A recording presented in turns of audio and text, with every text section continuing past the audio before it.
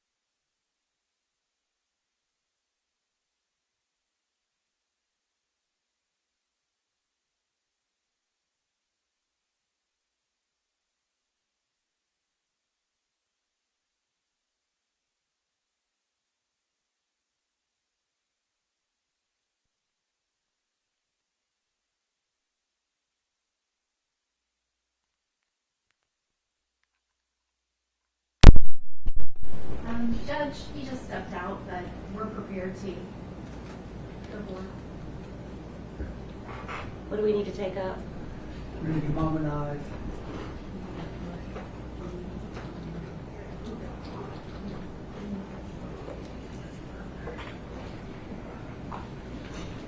Ready to harmonize.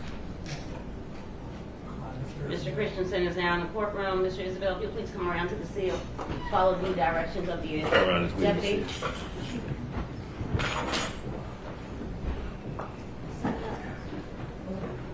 Step this way, sir. Stand on the top of the seal, face the judge, raise your right hand. Do you swear or affirm to tell the truth? Yes, ma'am. Please have a seat, watch your step, and I'll need you to speak up for the benefit of Madam Court Recorder who's recording these proceedings, sir. Good morning, Mr. Isabelle. Good morning. You have sat through this trial, right? And you've listened to all the proof along with us. You got to speak up, Mr. Massey. Thank you. Try to get you an additional microphone. You've heard all the proof along with us. Yes, sir. And even before that, we've gone over the proof that we expected to be shown in this case, even showing PowerPoints and those kind of things, so that we may make sure you were aware of all the discovery available.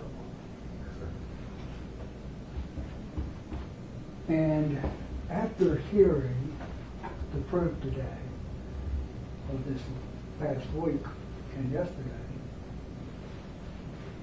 and knowing that you have a right to testify, that's an absolute constitutional right to testify, tell this jury whatever your side of the case may be. And no one can make that decision, as Her Honor told you yesterday, nobody but you. And what you do is you can look to others for advice, like you look to us for advice, you're lawyers. And you talk with your family as well, right? Yes, sir. And after doing that, and after hearing the proof, have you made a decision as to whether or not you wish to testify? Have you made a decision? Yes, sir. What is that decision, please? I wish to testify. You do not wish to testify. No, sir. I have no other questions. Thank you. Do you mind if I just, for the record, flesh out some other things? You made a decision to not testify, and I'm certain that Mr. Massey and Ms. Fuchs have informed you that the jury will be informed that they can't hold that against you. You have the right to remain silent. Has anyone made any threats or promises to get you to not testify? No, ma'am. You're entering into this season, this session of not testifying. It's your choice and yours alone. And that you understand that no one can draw any inferences, meaning no one can assume what you would or would not have said just because you didn't testify. And that's basically what I'll tell the jury. They can't hold that against you. You understand?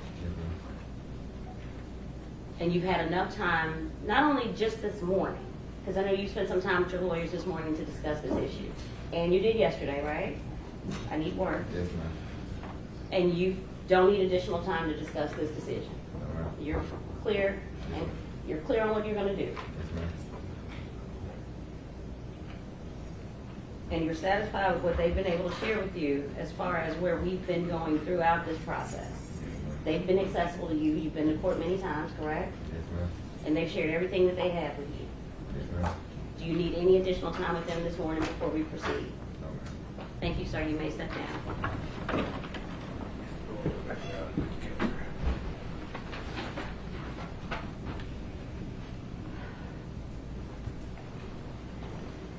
Next up.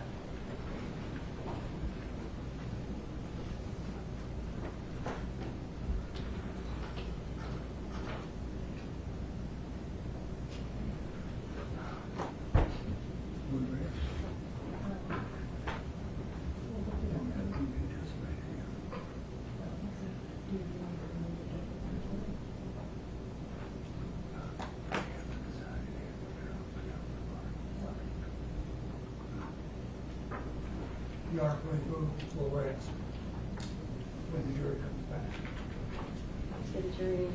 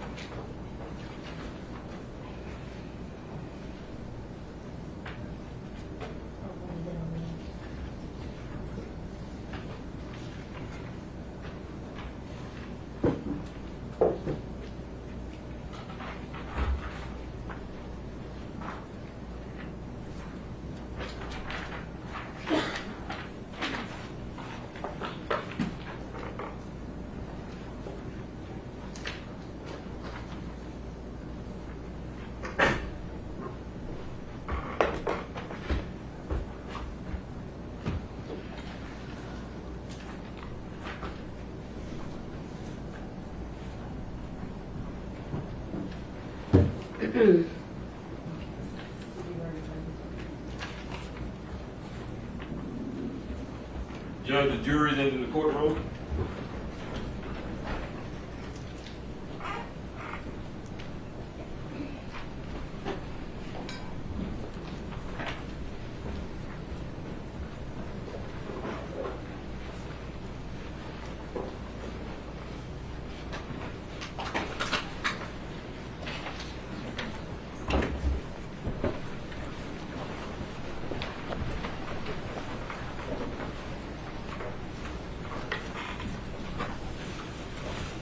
Good morning. Good morning.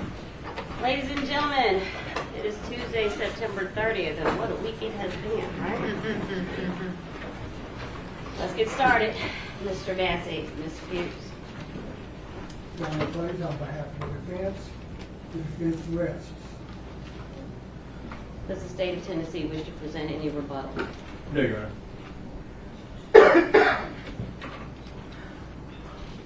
Ladies and gentlemen, you have now heard all of the proof in the case. We're going to take a short break while I go over your instructions with the attorneys. I'm going to give them a few minutes to prepare their closing arguments, if any. The state may give a closing argument and the defense may give a closing argument. If the defense gives a closing argument, the state will be allowed to give a final rebuttal argument if it wishes. This is because the state has the burden of proof in this case. During this break, even though you have heard all of the proof, do not discuss the case amongst yourselves. It is now 10:26. I hope to be with you very soon, and I hope that we can work, the lawyers and I can work rather expeditiously so as to get you back in and go over these instructions. I'll see you in a minute. Ladies and gentlemen, you're leave your pen and pad in your chair. Follow me. Notice I didn't mention one yet. But I will.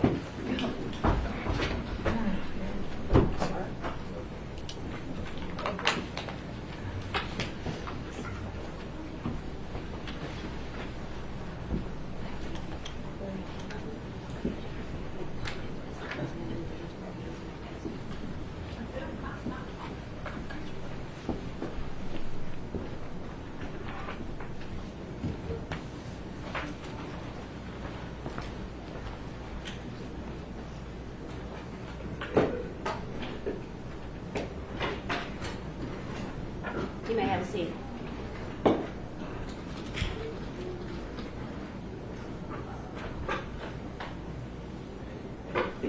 I'm not certain if Ms. Harris sent out preliminaries that everyone had. She sends them out to everyone. You guys discuss. It's just been passed a request for lesser included offenses. Has the state had an opportunity to review what Mr. Massey has filed? We are just receiving a copy, Judge. It appears as count 1 and count 2, this litigation team for Mr. Isabelle is asking for second-degree murder, reckless homicide, and negligent homicide. As to count 3, first-degree felony murder, they are asking for second-degree murder, reckless homicide. As to count 4 of the indictment, aggravated child neglect, they're asking for child neglect. As to count 5, especially aggravated kidnapping, aggravating kidnapping, and kidnapping as lessers.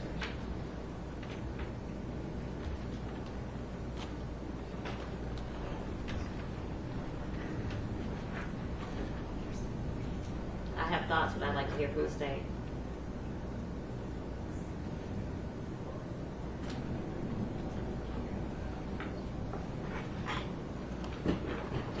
Judge, we just reviewed the proposed lesser included, and we're in agreement with those to be charged to the jury. Under State v. Burns, the court must determine whether any evidence exists that reasonable minds could accept as to the lesser included offense. Negligent homicide is not on the table for the court under count 1 and 2. Neither is reckless homicide under counts 1, 2, and 3. The court must view the evidence liberally in the light most favorable to the existence of the lesser included offenses without making any judgments on the credibility of such evidence. And then I must determine if the proof provided was legally sufficient to support a conviction for the lesser included offenses. This is a practical two-step analysis under State v. Burns. I'm happy to share it with you while I take a brief recess. We'll say in the brief recess.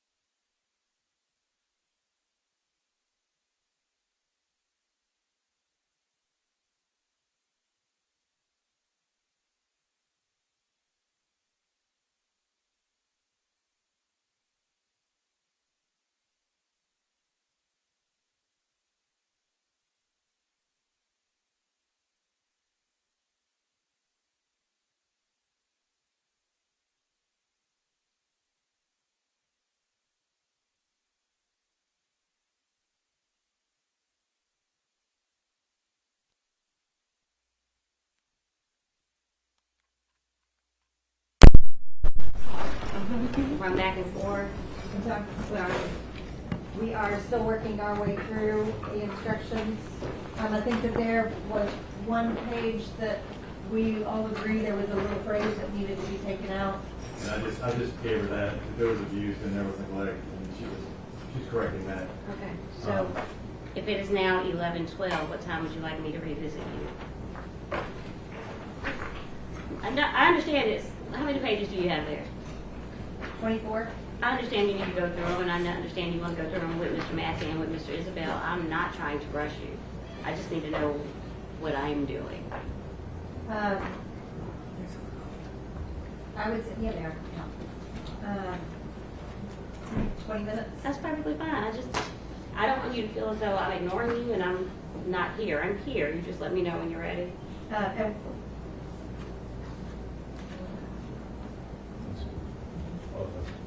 What we do, Judge, we have, and I think Mr. Steele and Ms. Carpenter can speak better on the law on this, but we do agree, all of us, I think, agree that reckless homicide and negligent homicide should be included as lesser included under the first-degree murder counts, and they've been looking at the case law, but I think we all agree that that should be in there. Your Honor, and Okay, so articulate for me what evidence supports reckless and negligent under first-degree murder, count 1 and 2? I would, Your Honor, the state and I think defense would be asking for the inclusion of reckless homicide and negligent homicide, specifically looking at State v. Brown, which is the Supreme Court Tennessee decision from 2010. Is that Benjamin Brown? Yes, Your Honor. Yes, I have it. That case it's somewhat factually similar, but it's a child abuse case. In that case, the child was shaken, reportedly, or that's what the jury found, and those were the injuries that led to the death. The charges include premeditated murder, I believe, murder in the perpetration of aggravated child abuse, and aggravated child abuse. So the difference is abuse versus neglect, but generally factually somewhat similar.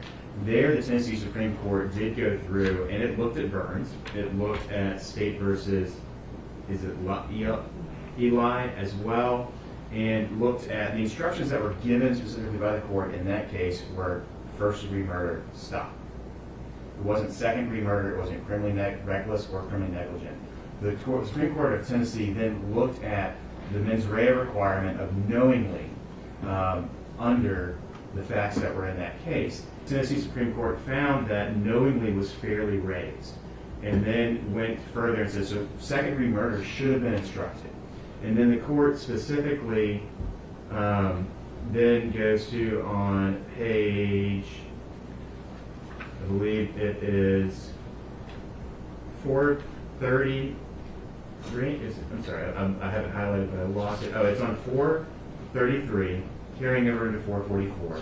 To quote the court, it says, it necessarily follows then that the trial court also erred in failing to instruct the jury as to the two remaining included offenses of reckless homicide, which is defined as, and it gives a statutory definition, and criminally negligent homicide. The court gave the statutory definition. The mens rea of recklessness and criminal negligence are encompassed by the definition of knowing, citing the State versus Eli. And therefore, having concluded that the evidence would have supported a reasonable inference that the defendant knowingly killed Ashley, the victim in that case, we must necessarily conclude that the evidence would have supported a reasonable inference that the defendant acted either recklessly or with criminal negligence. So basically, the Supreme Court of Tennessee said that if the mens rea requirement of knowingly is there, then these other ones fall under it as well. So out of an abundance of caution, Your Honor, because it's a level of review that we're to have, and the state would like to include those, Okay. just to make sure that those You've are noted it for the record. Fine, Thank you. add it. Thank you. Counsel on count 2, reckless and criminally negligent homicide? And then for 3 as well, to also include reckless and criminally negligent homicide. Okay. Because it's the same That's intentional what the state knowing. wants. Yes, Your Honor. And we all agree? Yes, Your Honor. Okay. Going to count 5, out of the same, going out of the abundance of caution, false imprisonment, although it is lower down there, we are looking at the same reduction of the mens rea requirement. So the state would ask for that instruction to be included as well. Okay, Thank you, Your Honor. add it. You agree? We agree. No one opposes what anything Mr. Steele just said? No, Your Honor. Well, let's go.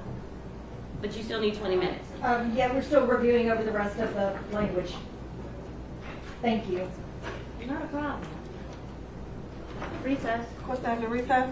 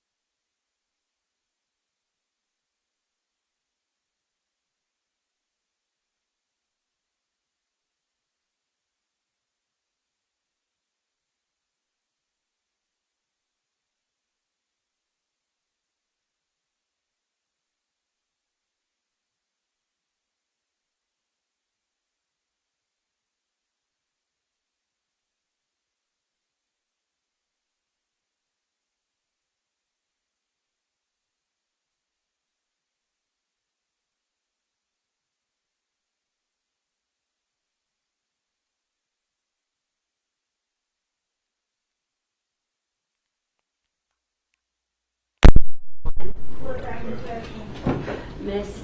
Fuchs had previously asked for 20 additional minutes to review the jury instructions. Those instructions have been reviewed. Now, Mr. Massey wants an additional, you want an additional 20. That's perfectly fine, so we'll come back at 11:51. Everyone has an opportunity to review the instructions, make any changes, alert the court, alert the judicial assistant, and we can go on from there, okay? So that's gonna be 11:51. No. Yes, let's come back at 11:51, ready to charge and close. If something comes up, you know where to find me. Recess. What's that, the recess? Jim Brown had a really good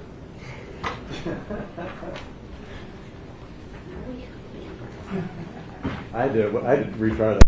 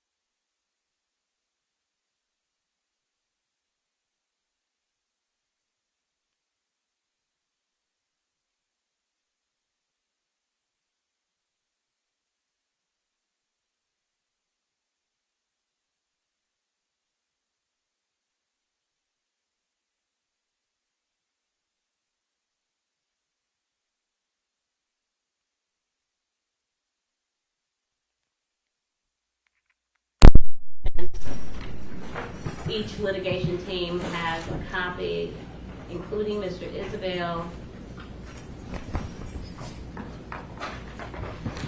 Anything else we need to take up before the jury returns?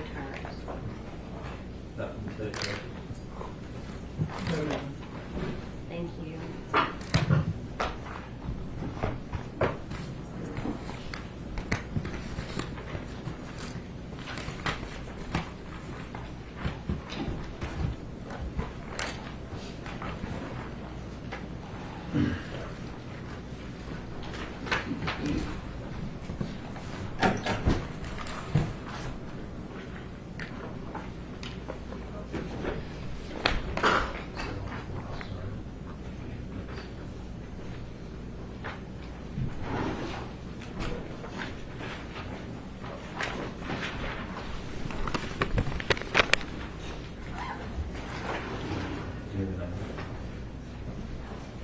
Isn't it with that? I don't think so.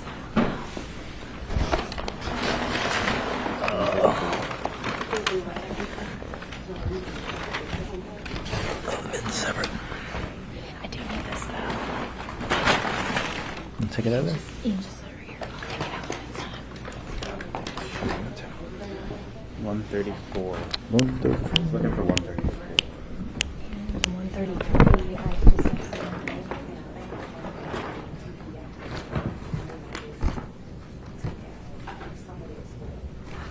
There it is. You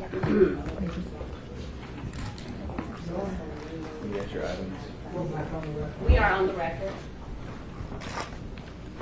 And the jury's coming in. What's Want to raise our, acquittal as a matter of law, and I asked if there was anything we needed to take up, and I got a jury in the hallway. Just a moment.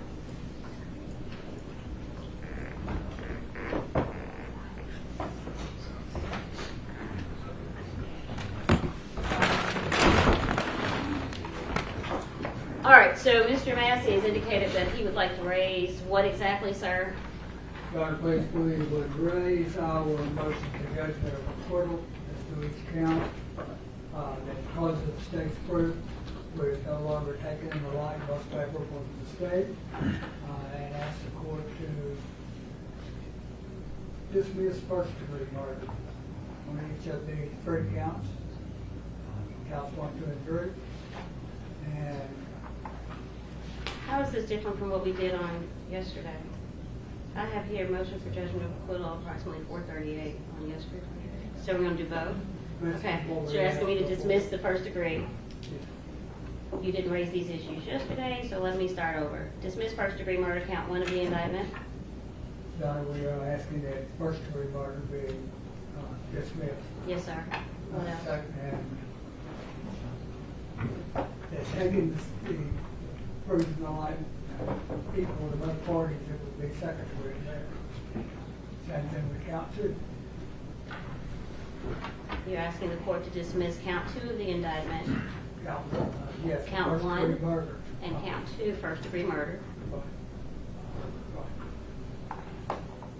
Same thing with count 3. You're asking the court to dismiss count 3 of the indictment, which is the murder and perpetration of a felony. And it should be, well, first degree be dismissed and second degree be sent back to the jury. Would the state like an opportunity to respond? Yes, Your Honor. The question is whether a rational jury could find the defendant guilty of the indicted offenses as charged. If my understanding correctly, Mr. Massey is asking for not murder 1, but murder 2. Mm-hmm. Your Honor, the state would rely on previous arguments from yesterday, but specifically addressing Mr. Massey's concern as far as the state has met its burden at this point in time that a rational jury could find the state's proven the case beyond a reasonable doubt. The state would rely on yesterday's statements, as nothing has really changed. The testimony of Dr. Nuschitz from yesterday. With regard to Mr. Massey's point of reducing it to a second-degree murder, the state has put within regard to count 1, which is the first-degree murder premeditated of Danielle Hoyle. The state Tennessee put on proof of the defendant gave a confession as to shooting and killing Danielle Hoyle at Levi and Sedgwick on February 1st of 2025 here in Memphis, Shelby County, Tennessee. Your Honor, the state has put forth proof as to the element of intent and premeditation based on his search history recovered from his phone, based on his GPS phone location data from earlier in that day, driving out to the area of the crime scene and then turning around and going back out east from the direction in which he came to his home. The state also put on proof of text message conversations and letters that were written between he and Artesia that shows his state of mind at the time. And so the state has put forth proof that a rational jury could reasonably find the defendant guilty beyond a reasonable doubt of first-degree murder of the unlawful killing of Danielle Hoyle. So therefore, Your Honor, the state would ask this court deny defense's motion for judgment of acquittal and sending this case to a jury based on, or reduction of count 1 to second-degree murder, and would ask the court to deny the motion at this time. I was just raising the same argument as yesterday in regard to the last 2 counts, which is aggravated child neglect and especially aggravated kidnapping. With regards to the last 2 counts, Your Honor, aggravated child neglect and especially aggravated kidnapping, the state would rely on its arguments from yesterday, as nothing has changed other than Dr. Newsheff's testimony, which the state submits did not negate the intentional elements. Aggravated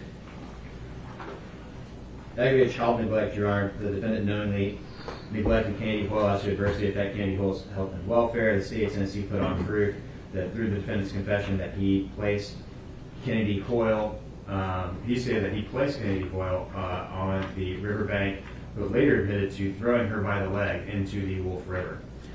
Your Honor, that she also was never found.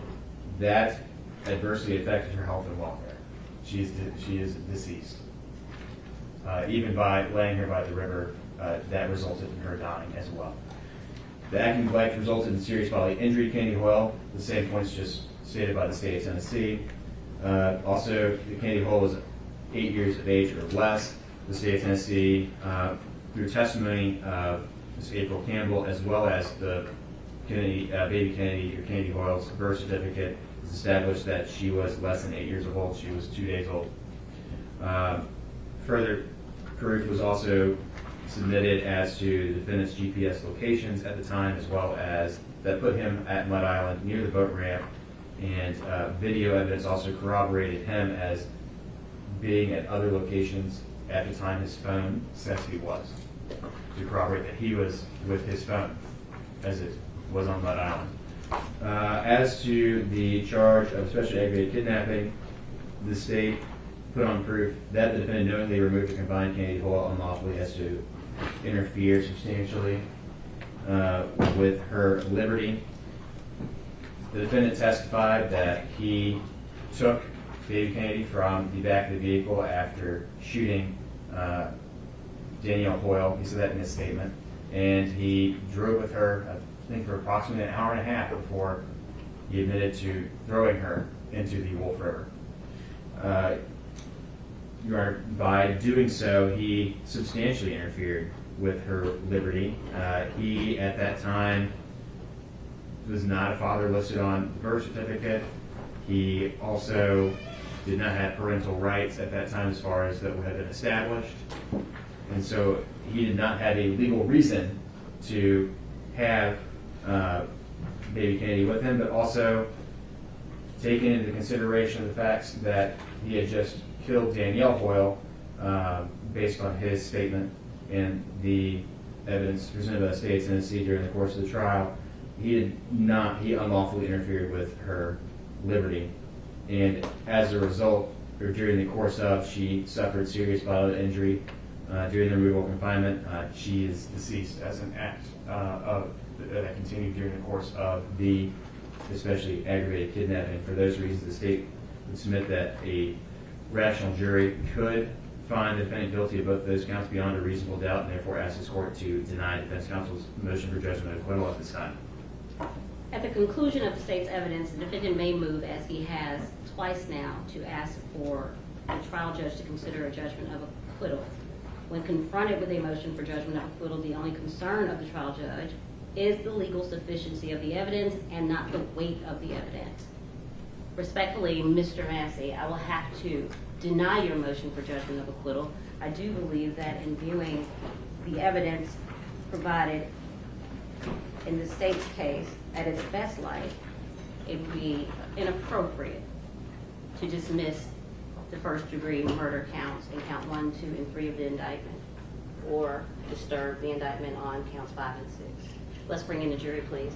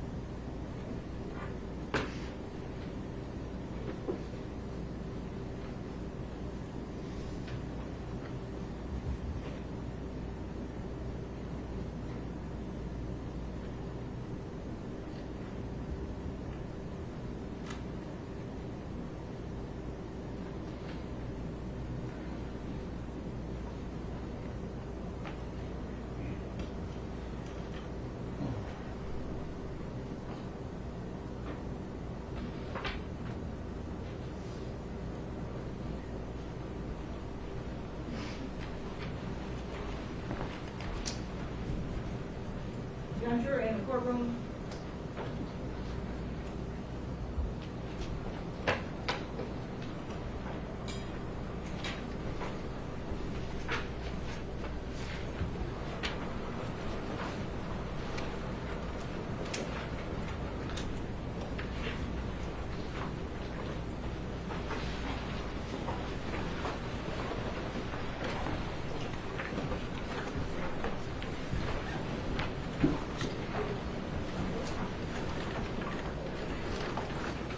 You may be seated. Ladies and gentlemen of the jury, you may have found yet another packet in your seat. These are your final jury instructions, and I shall read them to you. Members of the jury, the evidence in this case has been completed. It is my duty to instruct you on the rules of law that you must follow and apply in deciding this case. The law applicable to this case is stated in these instructions. It is your duty to consider carefully all of them. The order in which these instructions are given is no indication of their relative importance. You should not single out any one or more of them to the exclusion of another or others, but should consider each instruction in light of and in harmony with all the others. You are the exclusive judges of the facts in this case. You are also the exclusive judges of the law under the direction of the court. You must apply the law to the facts in deciding this case. You should consider all of the evidence in the light of your personal observations and experiences in life.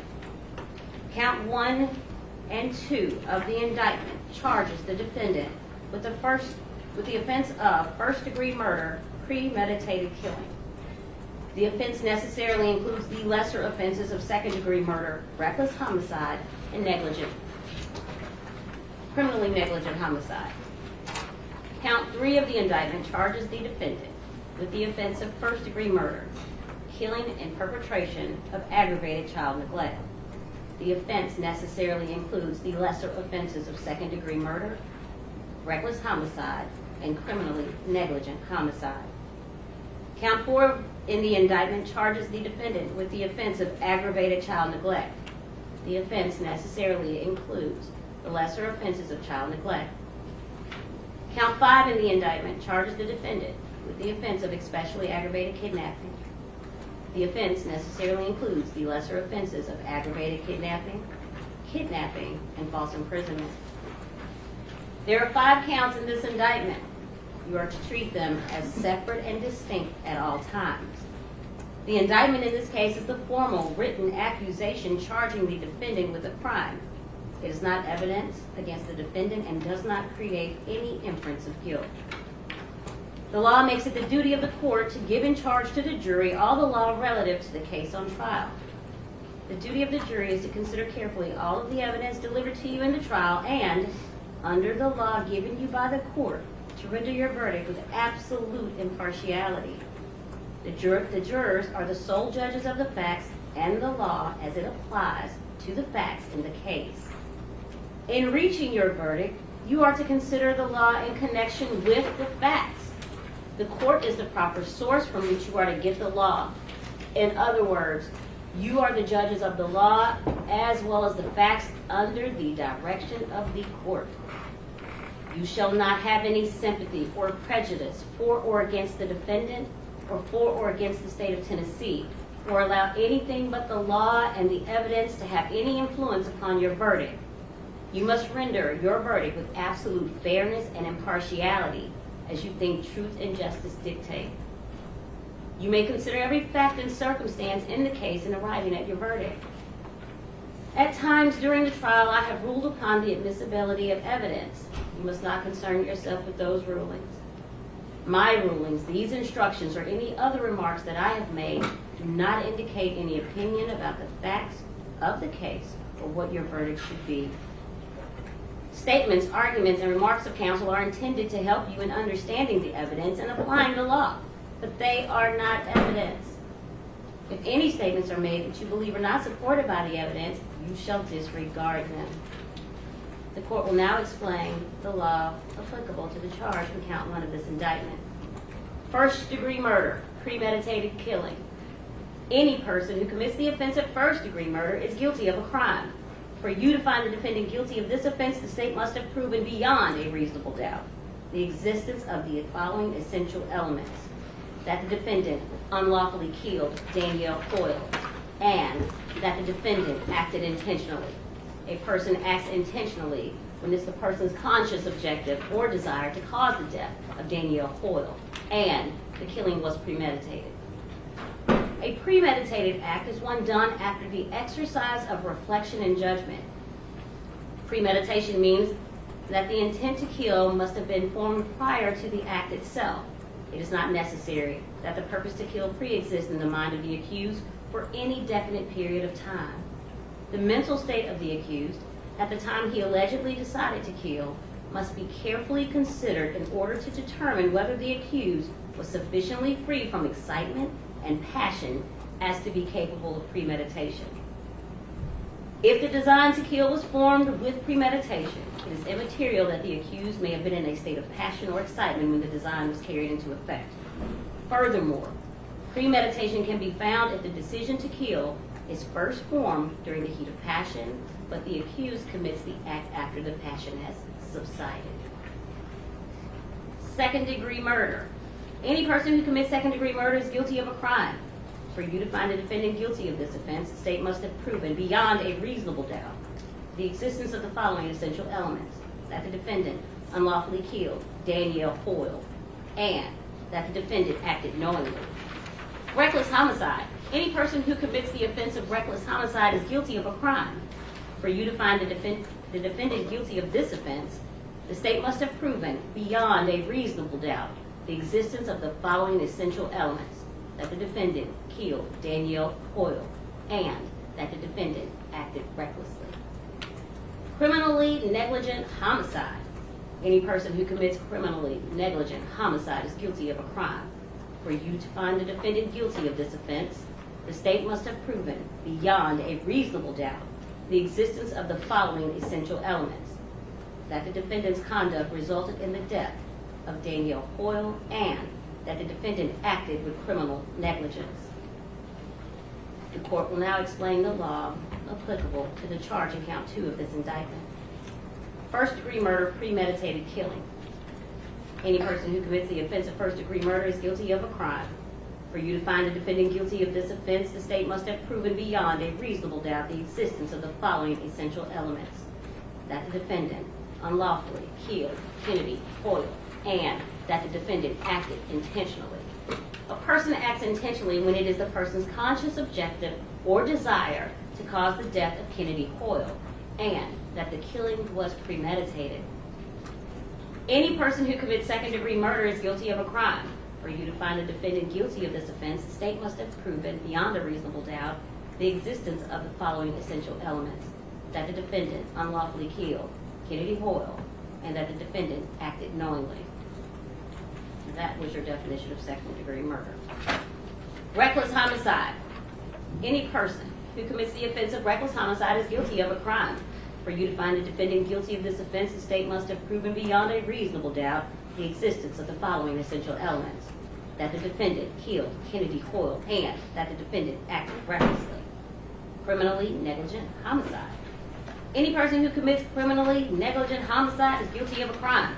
For you to find the defendant guilty of this offense, the state must have proven beyond a reasonable doubt the existence of the following essential elements: that the defendant's conduct resulted in the death of Kennedy Hoyle, and that the defendant acted with criminal negligence. The court will now explain the law applicable to the charge in count 3 of this indictment. First-degree murder, killing in perpetration of aggravated child neglect. Any person who commits the offense of first-degree murder is guilty of a crime.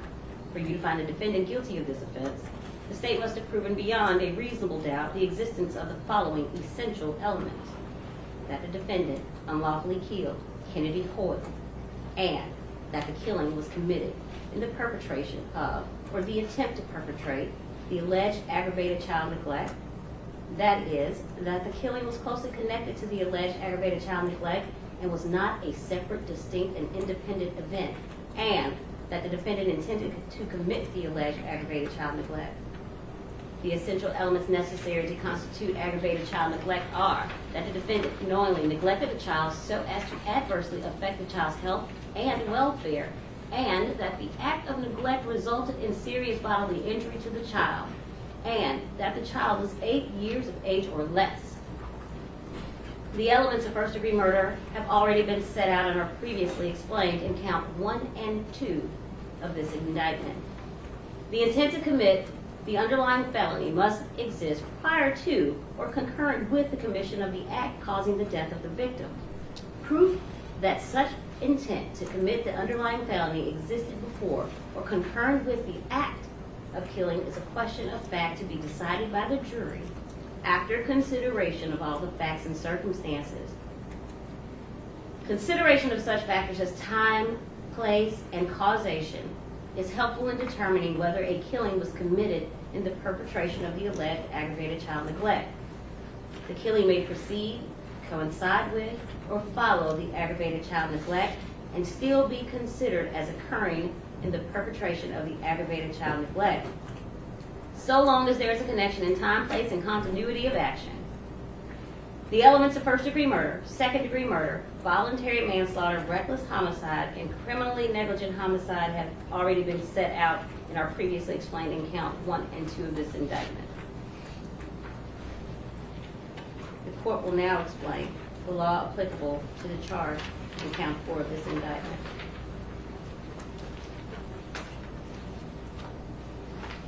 Aggravated child neglect. Any person who commits the offense of aggravated child neglect is guilty of a crime. For you to find the defendant guilty of this offense, the state must have proven beyond a reasonable doubt the existence of the following essential elements: that the defendant knowingly neglected Kennedy Hoyle so as to adversely affect Kennedy Hoyle's health and welfare, and that the act of neglect resulted in serious bodily injury to Kennedy Hoyle, and that Kennedy Hoyle was 8 years of age or less. To constitute neglect, the state must prove beyond a reasonable doubt that there was an actual adverse effect to the child's health and welfare. A mere risk of harm is not sufficient. Neglect is a continuing course of conduct beginning with the first act or omission that causes adverse effects to a child's health and welfare, and can be an act of commission or omission. Child neglect. Any person who commits the offense of child neglect is guilty of a crime.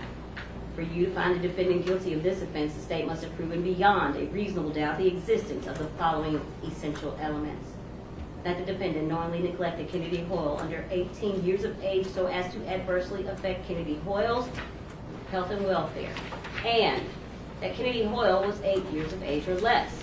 The court will now explain the law applicable to the charge in count 5 of this indictment. Especially aggravated kidnapping. Any person who commits an especially aggravated kidnapping is guilty of a crime. For you to find the defendant guilty of this offense, the state must have proven beyond a reasonable doubt the existence of the following essential elements: that the defendant knowingly removed or confined Kennedy Hoyle unlawfully so as to interfere substantially with Kennedy Hoyle's liberty, and that Kennedy Hoyle suffered serious bodily injury during the removal or confinement. Aggravated kidnapping. Any person who commits an aggravated kidnapping is guilty of a crime. For you to find the defendant guilty of this offense, the state must have proven beyond a reasonable doubt the existence of the following essential elements: that the defendant knowingly removed or confined Kennedy Hoyle unlawfully so as to interfere substantially with Kennedy Hoyle's liberty, and that the Kennedy Hoyle suffered serious bodily injury during the removal or confinement. Kidnapping. Any person who commits the offense of kidnapping is guilty of a crime. For you to find the defendant guilty of this offense, the state must have proven beyond a reasonable doubt the existence of the following essential elements: that the defendant knowingly removed or confined Kennedy Hoyle unlawfully so as to interfere substantially with Kennedy Hoyle's liberty, and that the removal or confinement was under circumstances that exposed Kennedy Hoyle to substantial risk of bodily injury. False imprisonment. Any person who commits the offense of false imprisonment is guilty of a crime. For you to find a defendant guilty of this offense, the state must have proven beyond a reasonable doubt the existence of the following essential elements: that the defendant removed or confined Kennedy Hoyle unlawfully so as to interfere substantially with Kennedy Hoyle's liberty, and that the defendant acted knowingly. As to especially aggravated kidnapping, kidnapping, and false imprisonment, a removal or confinement is unlawful if it is accomplished by force, threat, or fraud, or, in the case of a person who's under the age of 13 or incompetent, if it is accomplished without the consent of a parent, guardian, or other person responsible for the general supervision of the minor's or incompetent's welfare. Although the law requires no specific period time of confinement or distance of removal, a removal or confinement interferes substantially with another's liberty if the time of confinement is significant or the distance of removal is considerable.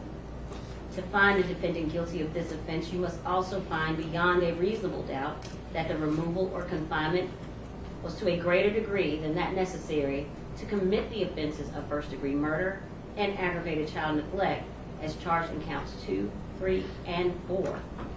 In making this determination, you may consider all of the relevant facts and circumstances of the case, including but not limited to the following factors: the nature and duration of the alleged victim's removal or confinement by the defendant, whether the removal or confinement occurred during the commission of the separate offense, whether the interference with the alleged victim's liberty was inherent in the nature of the separate offense, whether the removal or confinement prevented the alleged victim from summoning assistance, although the defendant need not have succeeded in preventing the alleged victim from doing so, whether the removal or confinement reduced the defendant's risk of detection, although the defendant need not to have succeeded in this objective, and whether the removal or confinement created a significant danger or increased the alleged victim's risk of harm, independent of that posed by the separate offense.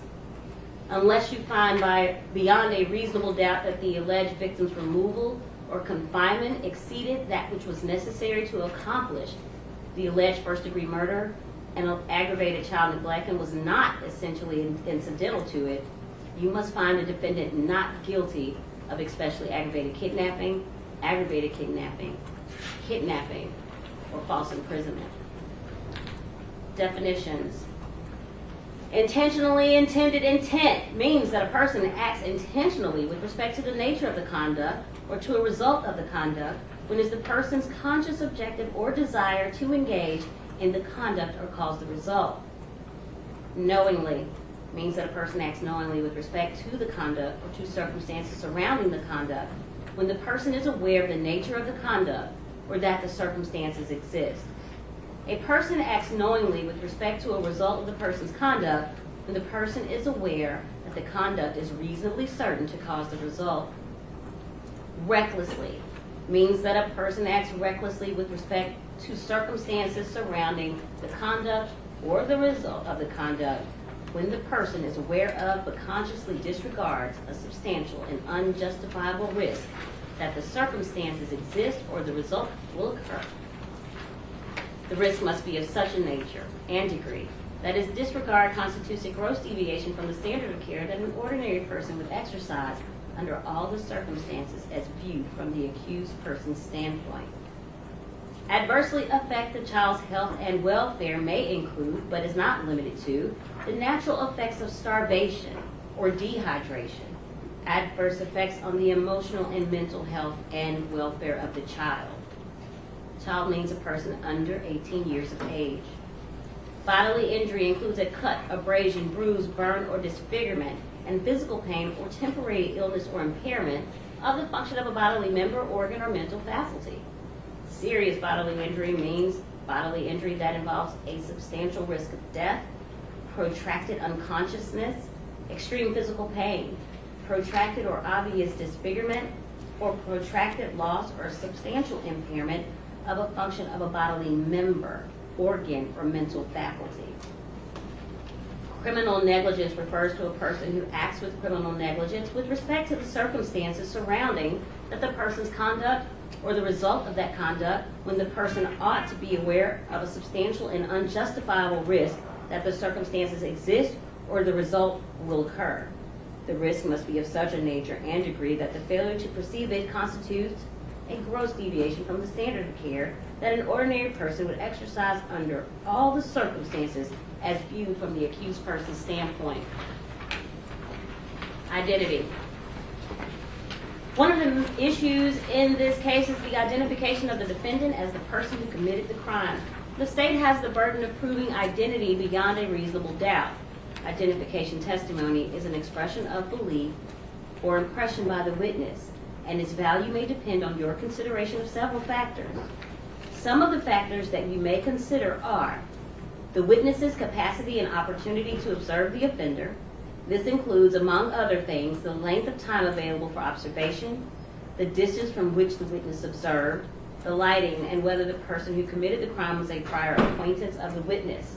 The degree of certainty expressed by the witness regarding the identification and the circumstances under which it was made, including whether it is the product of the witness's own recollection.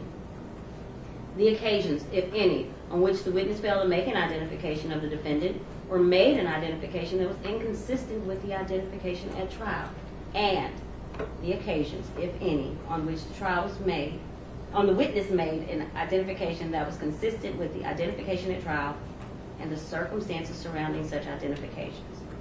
Again, the state has the burden of proving every element of the crime charged, and this burden specifically includes the identity of the defendant as the person who committed the crime for which he is on trial.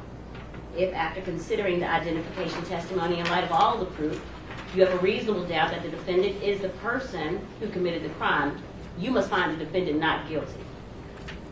The court further charges you that if you are satisfied from the whole proof in the case, beyond a reasonable doubt, that the defendant, Brandon Isabelle, committed the crimes charged against him, and you are satisfied beyond a reasonable doubt that he has been identified as the person who committed the crimes charged, then it would be your duty to convict him.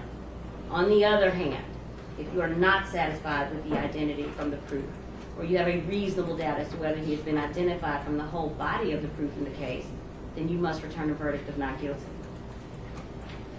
Burden of proof. The state has the burden of proving the guilt of the defendant beyond a reasonable doubt, and this burden never shifts but remains on the state throughout the trial of the case. The defendant is not required to prove his innocence. The state must have proven beyond a reasonable doubt all of the elements of the crime charged, and that it was committed before the finding and returning of the indictment in this case. Burden of proof venue. The burden is upon the state to prove by a preponderance of the evidence that the offense was committed in Shelby County, Tennessee. Proof by a preponderance of the evidence means that the greater weight of the evidence must be in support of the state's contention. Venue of the offense lies in the county where the offense was commenced or consummated. If you find that the state has failed to prove by a preponderance of the evidence that this offense was commenced or consummated in Shelby County, Tennessee, then you must return a verdict of not guilty. Presumption of innocence. The law presumes that the defendant is innocent of the charges against him. This presumption remains with the defendant throughout every stage of the trial, and it is not overcome unless, from all the evidence in the case, you are convinced beyond a reasonable doubt that the defendant is guilty. You enter upon this investigation with the presumption that the defendant is not guilty of any crime, and this presumption stands as a witness for him unless it is rebutted and overturned by competent and credible proof. It is, therefore, incumbent upon the state, before you can convict the defendant, to establish to your satisfaction beyond a reasonable doubt that the crime charged in the indictment has been committed, that the same was committed within the county of Shelby and the state of Tennessee before the finding of this indictment, and that the defendant committed the crime in such manner that would make him guilty under the law here defined and explained to you. Reasonable doubt is that doubt created by an investigation of all the proof in the case and an inability after such investigation to let the mind rest easily as to the certainty of guilt. Reasonable doubt is a real doubt of the defendant's guilt based upon reason and common sense after a careful and impartial consideration of all the evidence in the case. Proof beyond a reasonable doubt, therefore, is proof of such a convincing nature that you would be willing to rely and act upon it without hesitation in the most important of your own affairs. It is not necessary that the defendant's guilt be proved beyond all possible doubt, because absolute certainty of guilt is not demanded by the law to convict of any criminal charge. The moral certainty is required, and this certainty is required as to every element of proof necessary to constitute the offense. Direct and circumstantial evidence. The guilt of the defendant, as well as any fact required to be proved, may be established by direct evidence, by circumstantial evidence, or by both combined. Direct evidence is defined as evidence which proves the existence of a fact and issue without inference or presumption.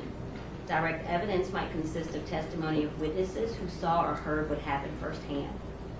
If witnesses testified about what they saw or heard, they presented direct evidence. Circumstantial evidence is all the testimony and exhibits which give you clues about what happened in an indirect way. Circumstantial evidence consists of proof of collateral facts and circumstances, which do not directly prove the fact and issue, but from which that fact may be logically inferred. It is your duty to decide how much weight to give the direct and circumstantial evidence.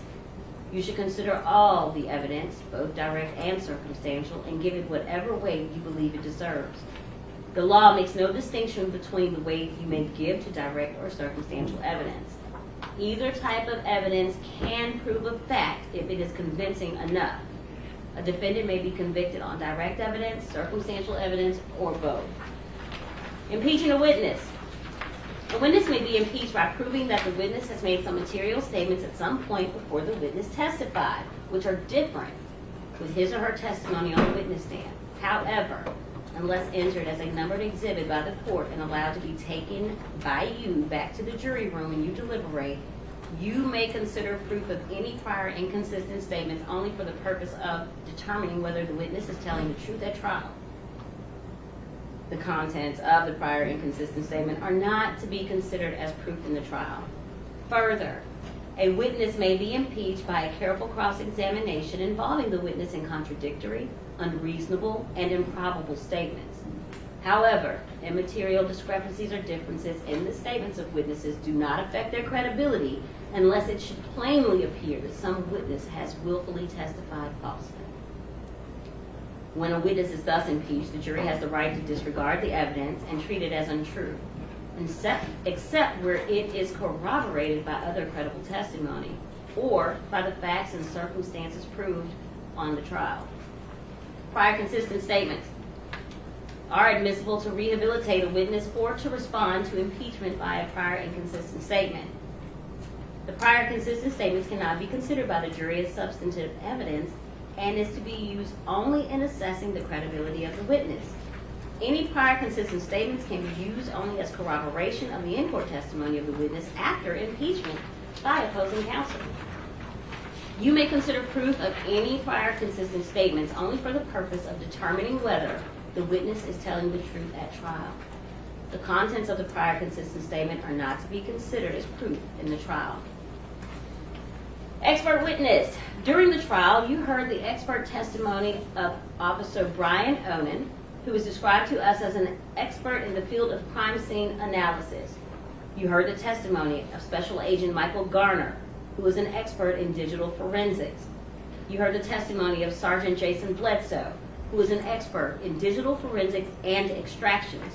You heard the testimony of Agent Stephen Walzak, who is an expert in forensic biology. You also heard the testimony of Jeffrey Neuschatz, who is an expert in confessions. The rules of evidence provide that if scientific, technical, or other specialized knowledge might assist the jury in understanding the evidence or in determining a fact in issue, the witness qualified as an expert by reason of special knowledge, skill, or experience may testify and state his or her opinions concerning such matters and give reasons for his or her testimony. Merely because an expert has expressed an opinion does not mean, however, that you are bound to accept this opinion. The same as with any other witness, it is up to you to decide whether you believe the testimony and choose to rely upon it. Part of that decision will depend on your judgment about whether the witness's background or training and experience is sufficient for the witness to give the expert opinion that you heard. You must also decide whether the witness's opinions were based on sound reasons, judgment, and information. You are to give the testimony of an expert witness such weight and value as you think it deserves, along with all the other evidence in the case. Credibility of witnesses. You are the exclusive judges of the credibility of the witnesses and the weight to be given to their testimony. If there are conflicts in the testimony of the different witnesses, you must reconcile those conflicts if you can, without hastily or rashly concluding that any witness has sworn falsely. For the law presumes that every witness has told the truth. It is your job to decide what the facts of this case are. When you cannot reconcile the statements of different witnesses, then you must decide which witness or witnesses you believe and how important you think the witness's testimony was. You do not have to accept or reject everything the witness said. You are free to believe all, none, or part of any person's testimony. In deciding which testimony you believe, you should rely on your own common sense and everyday experience. There is no fixed set of rules for judging whether you believe a witness, but it may help you to think about these questions.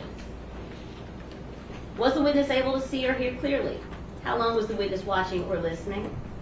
Was anything else going on that might have distracted the witness? Did the witness seem to have a good memory? How did the witness look and act while testifying? Did the witness seem to be making an honest effort to tell the truth, or did the witness seem to evade the question? Has there been any evidence presented regarding the witness's intelligence, respectability, or reputation for truthfulness? Does the witness have any bias, prejudice, or personal interest in how the case is decided?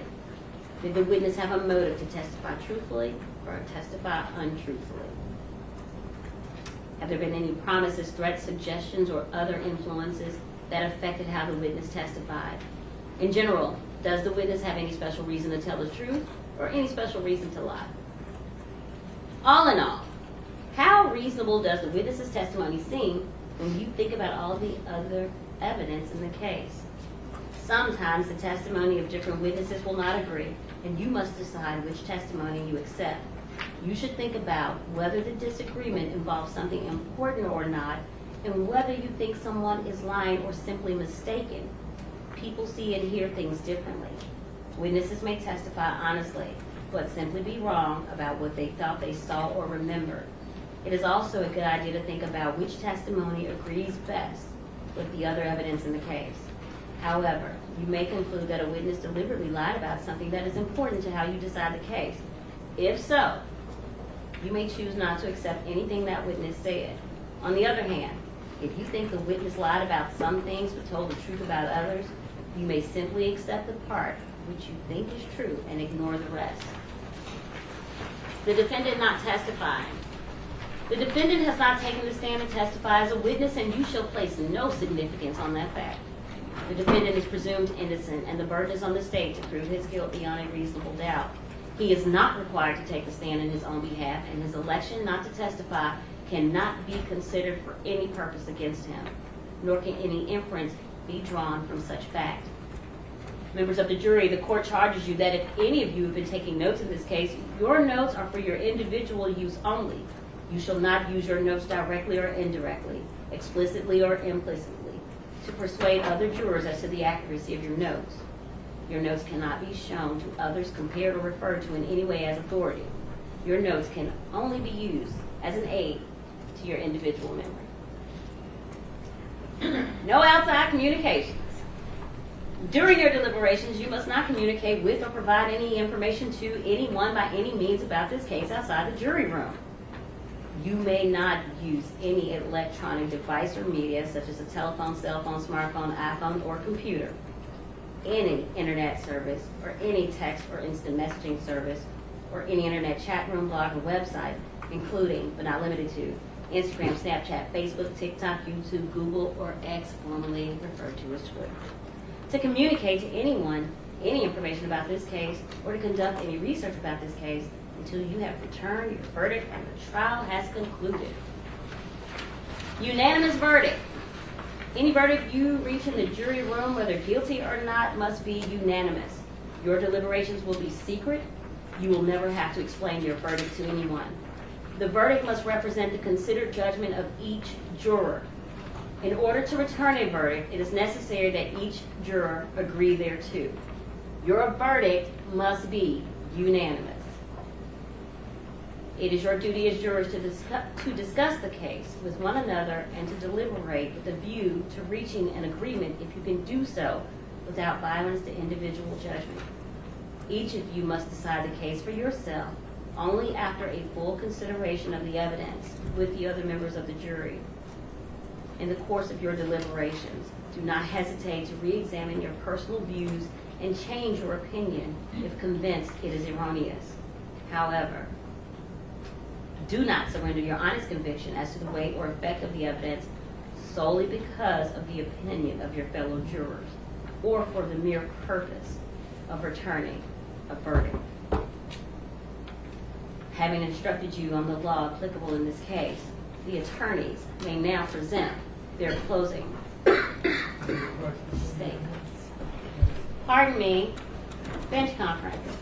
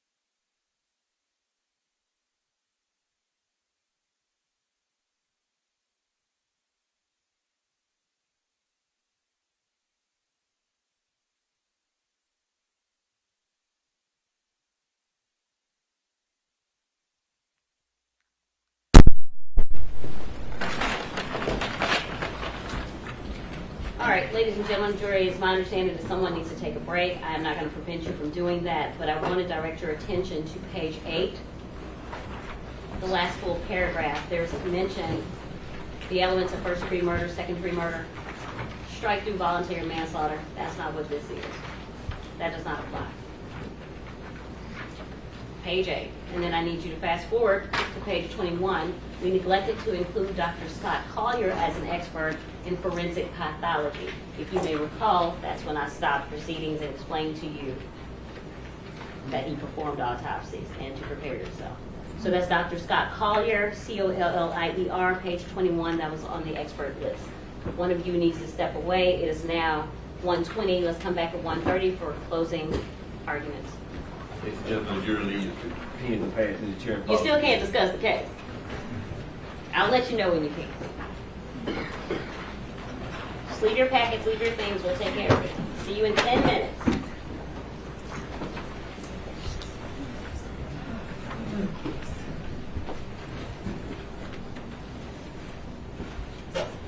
I'm sorry, I don't know where the deputy is. I'll handle that.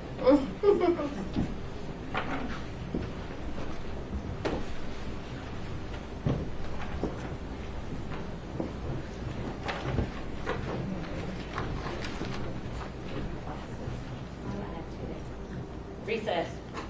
Court stands for recess.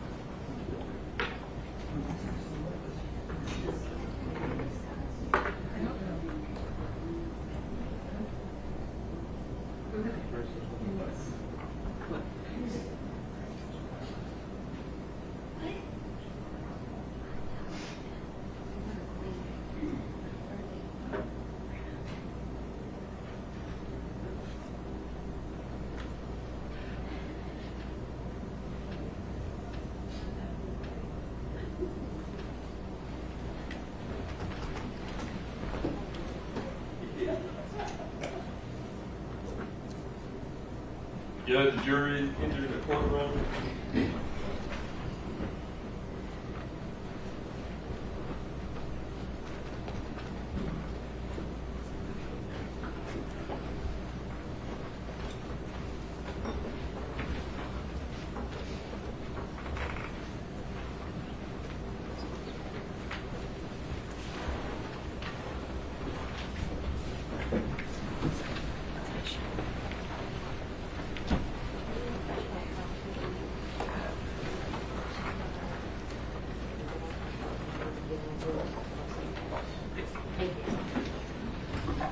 Thank you. You may be seated.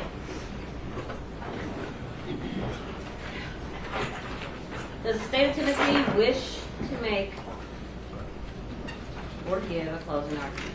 Yes, Your Honor. Go ahead, please.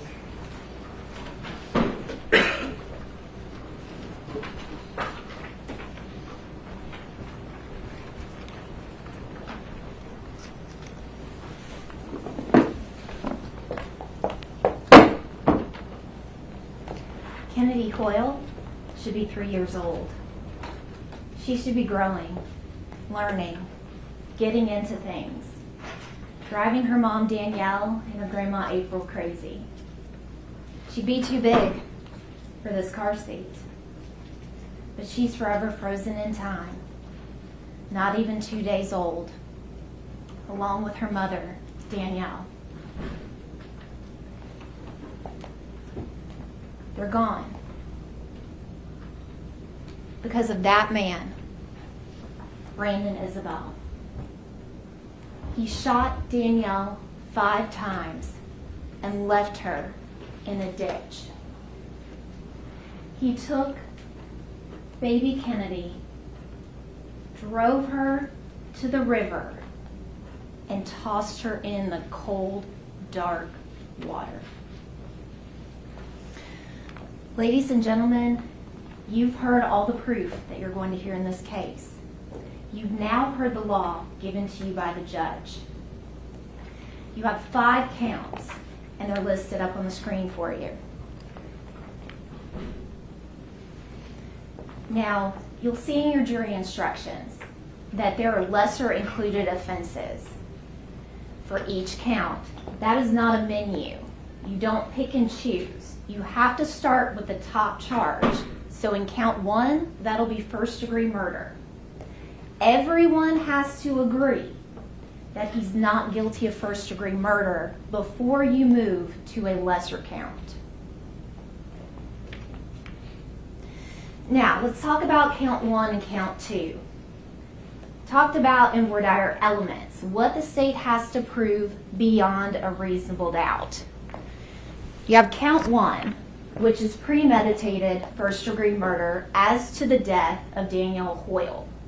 You also have count 2, which is premeditated first-degree murder as to the death of Kennedy Hoyle. The elements are the same. First, the state has to prove that Danielle and Kennedy were unlawfully killed, that the defendant acted intentionally, he intended to kill them, and he acted with premeditation. Now, in your jury instructions, intentionally is defined. It wasn't an accident. The defendant, he pointed that gun at Danielle and fired it at her, intending to kill her. He took Kennedy by the leg and threw her into the river. He intended to kill her. Now let's talk about premeditation. You have the full definition in your jury instructions. And you notice that it talks about reflection and judgment, but that there doesn't have to be a specific amount of time with regards to forming the intent of the purpose to kill. So, how did the state for counts 1 and 2 prove premeditation?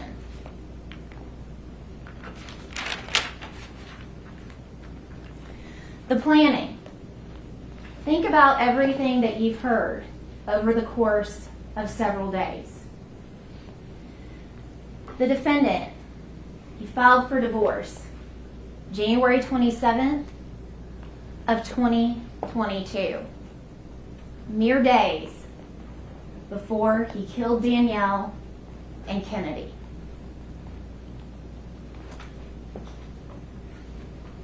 What else?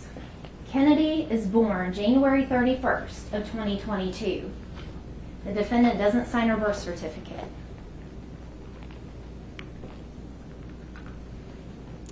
Then we move to January 30th of 2022. And you heard Special Agent Garner tell you that they went through the defendant's phone. And what did they find? Web searches. 2 days out from the murder, and the defendant is searching Jared in the wedding ring section. And then he had some additional searches. Can all bullets be traced back to the exact gun that fired them? Can you tell what gun a bullet came from? Now let's move to February 1st of 2022. And you heard Special Agent Garner tell you that he was able to tell the defendant's movements throughout that day. And earlier that day, he's on Mart Road. And you heard Investigator Byers tell you that Mart Road is along Lakeview. And it's an easy turn to miss in the dark. And if you notice on the map, you take Lakeview and you miss Mart Road, next turn, Sedgwick and Levi. Dark, desolate, deserted.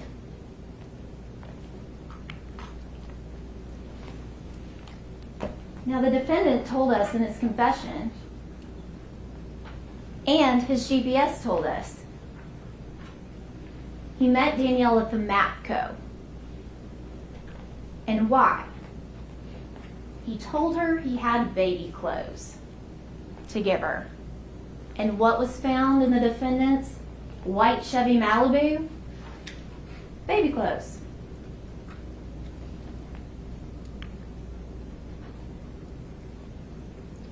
And then we get to the scene. Levi and Sedgwick.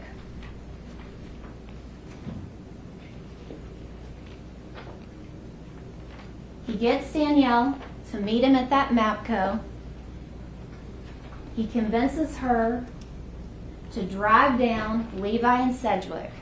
No lights, dark, quiet, raining.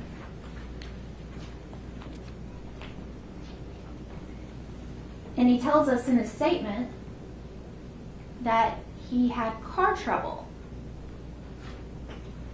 Think about the scene at Levi and Sedgwick. Danielle's Chevy Cruze parked on the wrong side of the road. And what did the defendant tell us?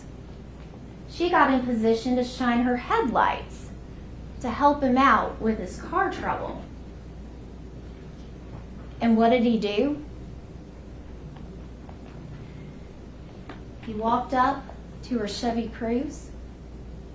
He opened the passenger door and he fired.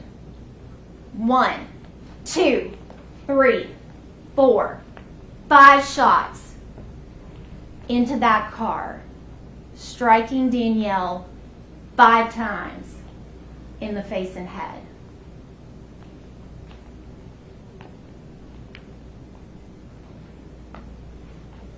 Premeditation.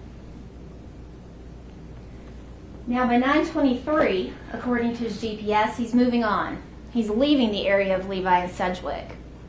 And who does he have with him? He has baby Kennedy.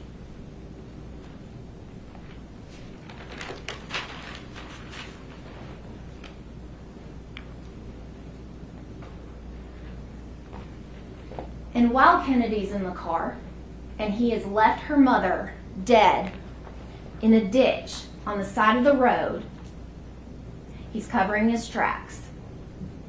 He's sending text messages to Danielle, knowing that she'll never answer.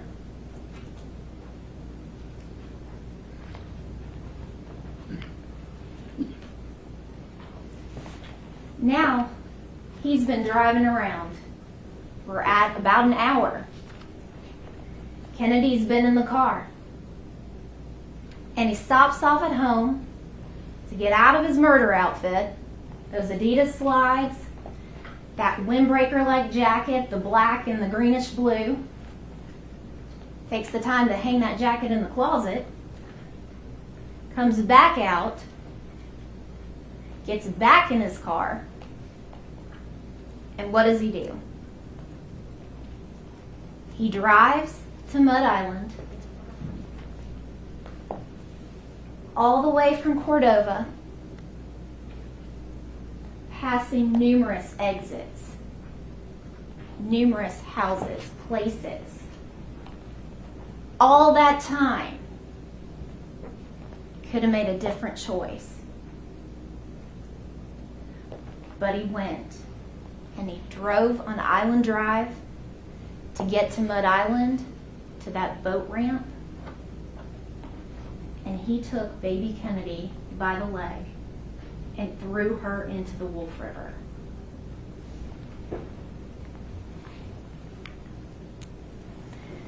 Count 4, we're going a little bit out of order, is aggravated child neglect.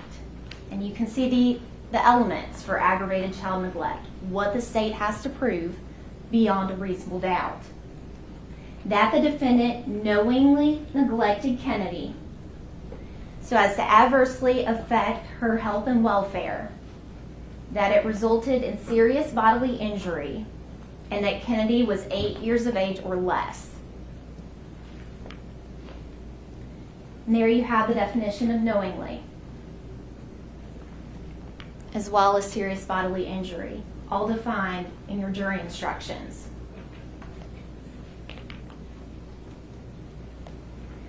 What did the defendant do with Kennedy? He took her down to the boat ramp at Mud Island. In the dark, in the cold, in the rain, out of her car seat. And even if you believe that he didn't throw her in the river, he just left her by the river and she somehow managed to go into the river, he is still guilty of murder and perpetration of aggravated child neglect. Serious bodily injury or death. Adversely affect the health and welfare. He left her where she could fall into the river in the cold, in the dark, in the rain.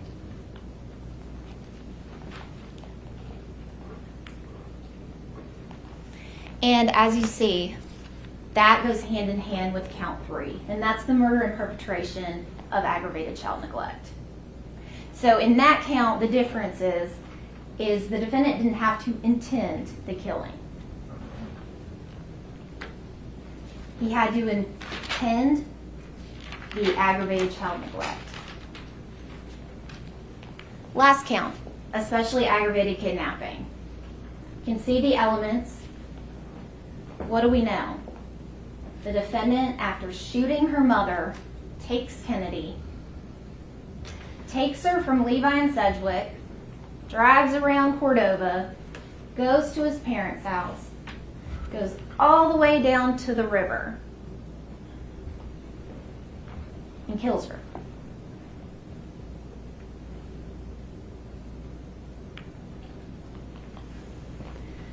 The state has to prove identity. How do we know that the defendant, Brandon Isabelle, is responsible for each and every one of these crimes? He told us. You listened to his interview with police. He told us. He told us exactly what he did. We have the GPS that Special Agent Garner went through methodically, telling us all the points of where he was located throughout that day and night. His phone, a silent witness to those murders. The text messages. And you'll have those text messages between the defendant and Artesia. They're going back and forth throughout the night. And why is that? Is it because they're in two different locations? They're not together? And there's the shell casings. The defendant, he told us, he shot Danielle with his 9mm. What do we find? 9mm shell casings in the passenger seat of Danielle's car. 2 in front of her car. And a loaded 9mm magazine in the defendant's white Chevy Malibu in the center console. And he told us what he did with Kennedy. That he took her to the boat ramp, took her by the leg, and threw her into the river. And what did he say in his statement? It didn't go as far as the gun. And what did officers find on that boat ramp? Kennedy's baby cap.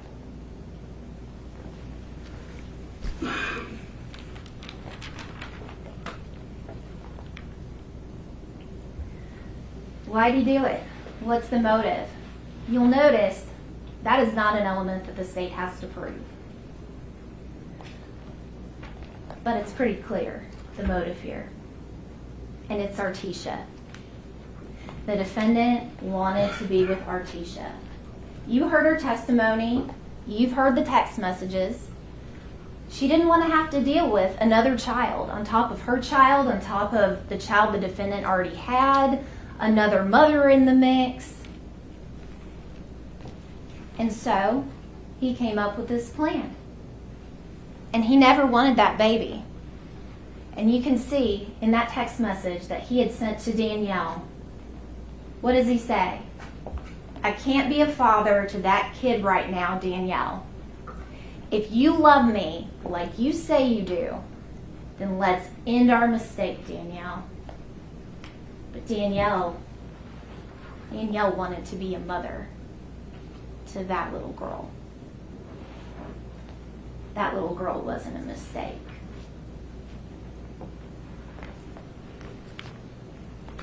Now let's fast forward to January 30th of 2022. And you heard the text messages between Artesia and the defendant.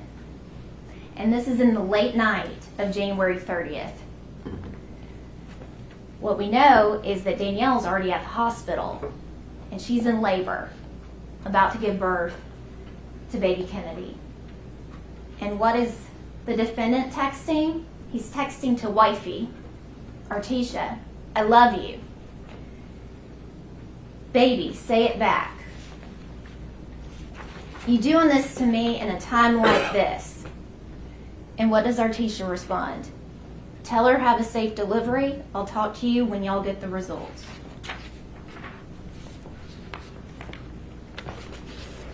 Then we move in to those early morning hours, right around the time that Danielle is giving birth to Kennedy. And what is the defendant doing? He's still texting Artesia. He's still sending her messages over and over again. And what is Artesia's response? I'm going to make this simple. If it's yours, build that bond. Get to know her as a woman because she loves you as well. I won't need no response. Silence will answer that for me. If it's not, we still need space to take this relationship slow. She's slipping away. His perfect woman is slipping away. And what does he do? While his baby has just been born, he's still sending text message novels to Artesia, professing his love.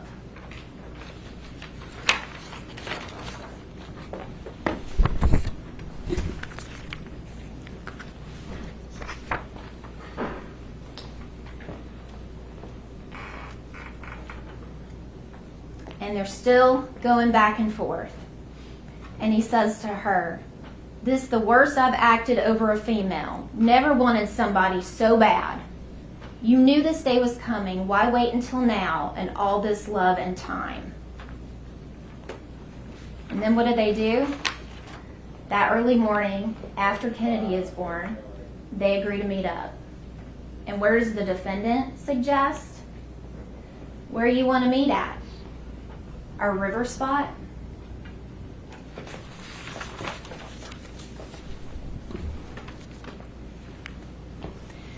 Now we're at February 1st of 2022.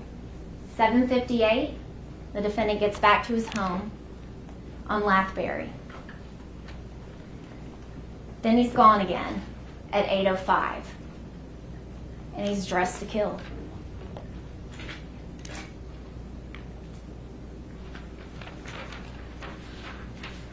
According to the GPS data, he's at the MAPCO at 8:32 to 8:51 p.m. And he says that in his statement to Sergeant Boyd and Sergeant Wimbush. He met Danielle at the MAPCO. And we found the baby clothes in the Malibu. Now we're moving on.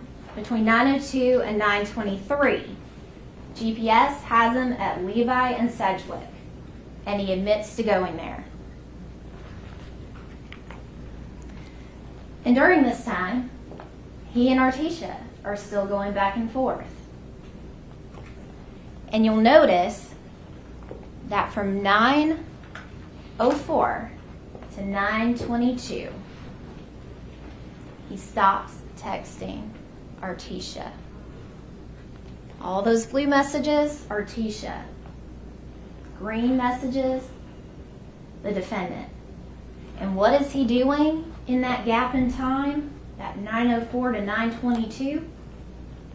He's shooting Danielle 5 times in the head and the face and taking her sweet, precious baby and driving away.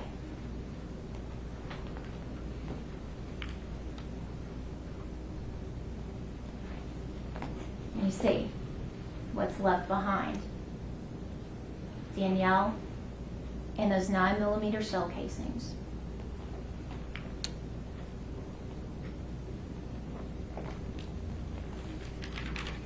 And he drags her, and he tells us how he drags her out of that vehicle by the shirt. And look at her clothes. Look at how her jacket is pulled off her body.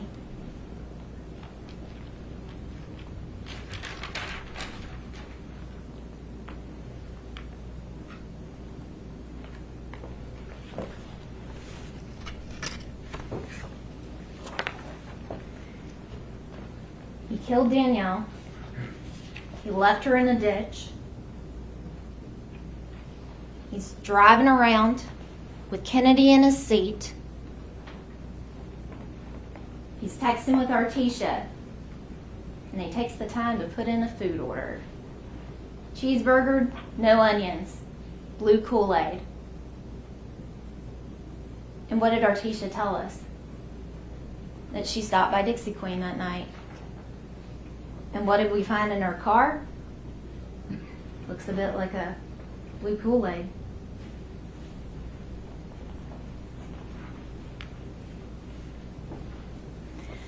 Now, we're back at 8702 Lathbury. He gets there at 10:24. You can see what he's wearing. You see those Adidas slides, those black socks. Goes inside, takes the time to hang up his jacket, changes his clothes, and he's gone again at 10:29, holding that blue bag. Baby Kennedy in his white Chevy Malibu. And what do they find in the trunk of that white Chevy Malibu? Those Adidas slides. And looks a bit like that blue bag he was carrying on the Ring camera footage.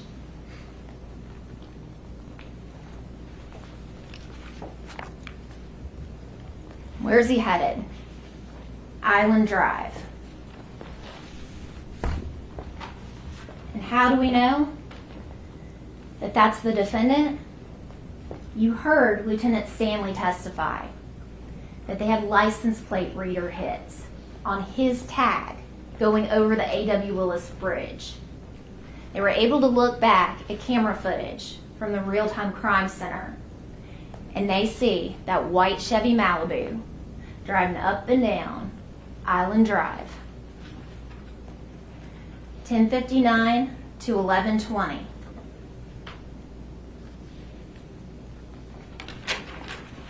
And all that time, from leaving Levi and Sedgwick to 9:23,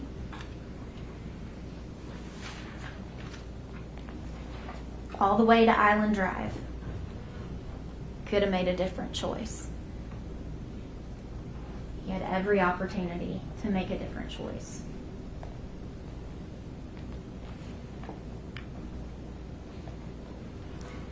And we're at 10:54, right before he gets to Island Drive, and he's texting with Artisha. And what does he tell her? He tells her he just left the house. But we know he's down on Mud Island, getting rid of the last obstacle between him and Artisha.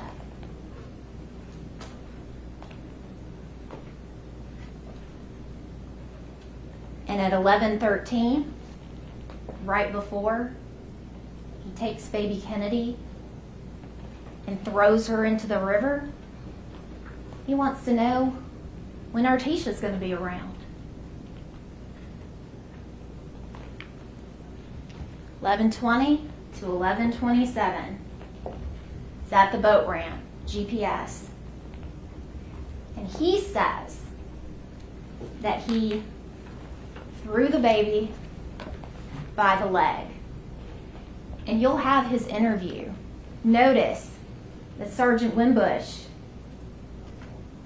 he says he threw the baby by the arm, and it's the defendant that corrects him and says by the leg. Sergeant Boyd asks, how far into the water did you throw her? And his response, it wasn't far. It didn't go as far as the gun.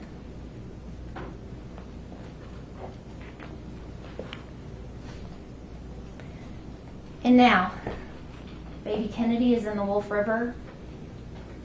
Danielle is in a muddy ditch on Levi and Sedgwick, being discovered by Officer Sutton. And what's the defendant doing? He's at Walgreens,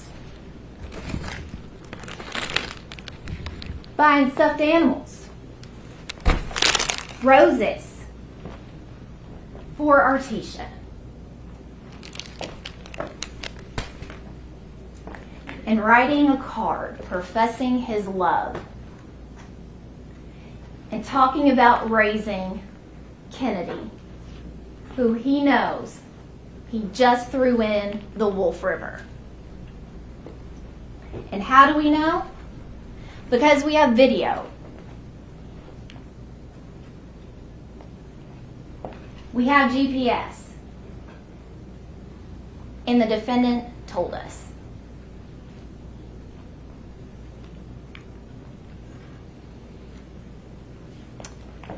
Now, while we're at the Walgreens, what's going on?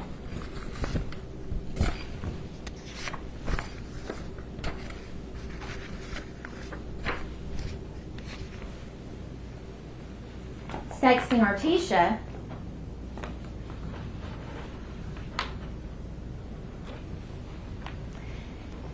And what did she say? She said he shared his location, which wasn't normal for them. And she called him out on it in the text messages.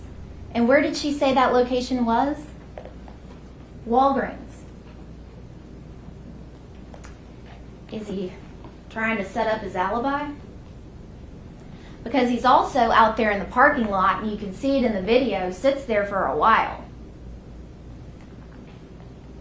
And what's happening? Prior to arriving at Walgreens, he's sending text messages, once again, to Danielle. 11:39. Show me Kennedy. I'm going to take her tomorrow. After not half an hour before throwing that baby into the Wolf River. 12:02. Give her a kiss for me. Just miss her. That's all. Love y'all.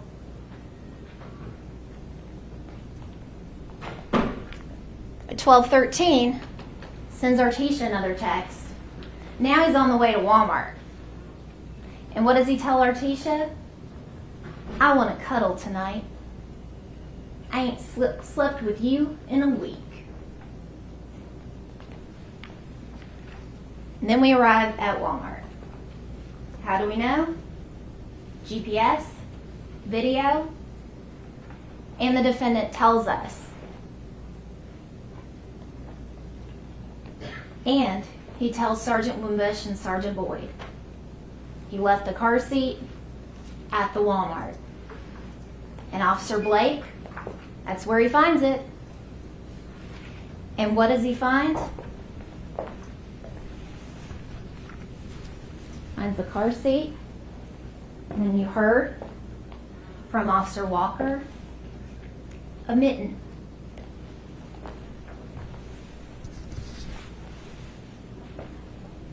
A matching set. The riverbank and Walmart.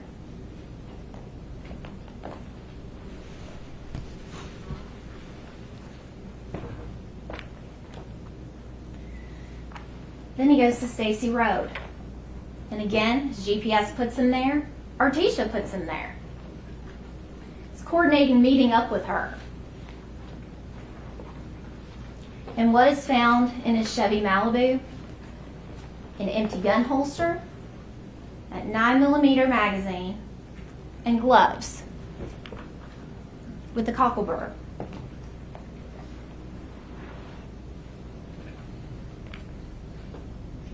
And then by 1:07 a.m., he and Artisha are back at his house at Lathbury.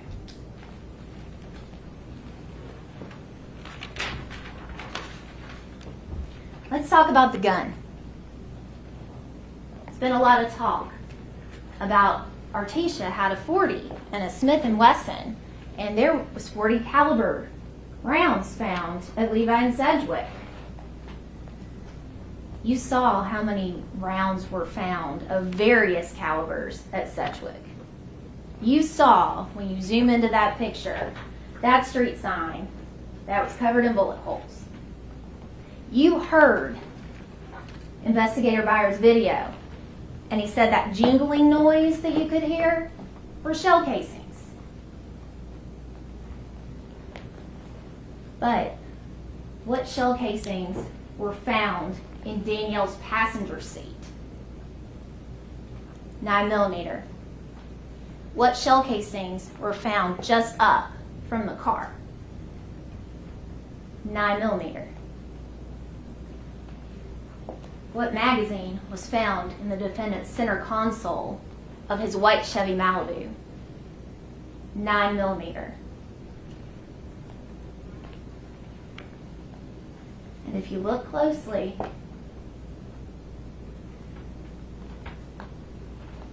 from in front of the Chevy Cruze, Hornady shell casing. In the passenger side of Danielle's vehicle, Hornady 9mm shell casing. and in the defendant's car, live rounds, Hornady 9mm.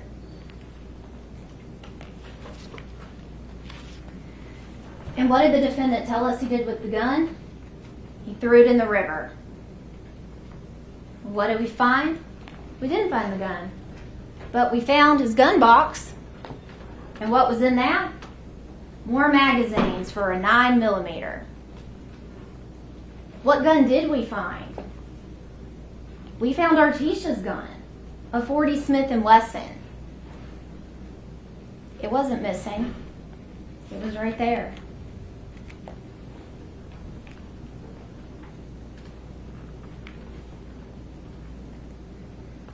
And then you look at the scene at Levi and Sedgwick, and you can see, and those are placards 12 and 13.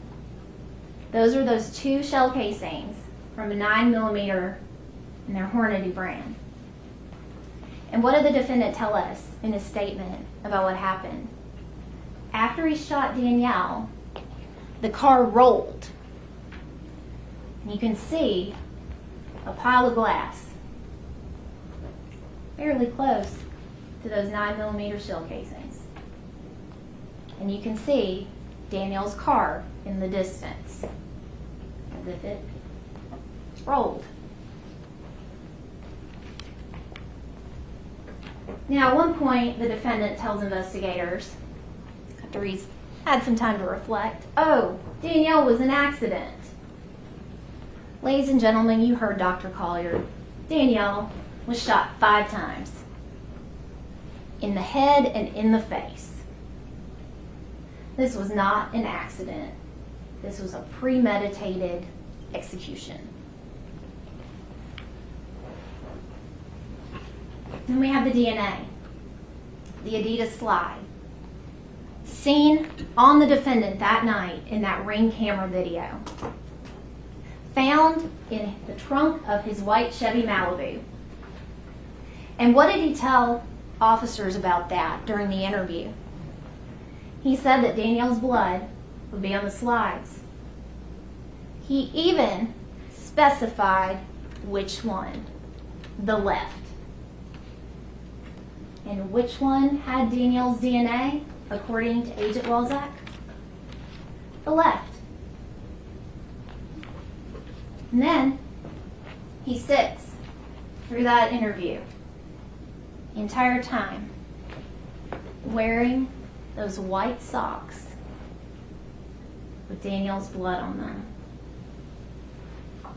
And you saw that he had a pair of black socks over them. And that blood had seeped through to those white socks.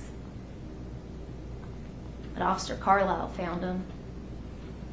They went to the TBI to be tested, and once again, Danielle's blood on those socks that were on the defendant's feet.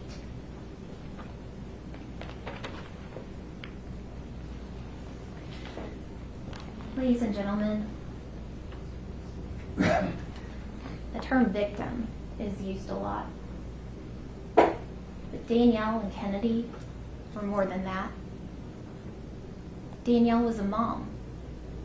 She was 27 years old. She was a girl mom. She had 9-year-old Jariah and her new baby, Kennedy. And then there was Kennedy, who will forever be, frozen in time, less than 2 days old, never getting the chance to grow up. Danielle's mistake was getting involved with that man.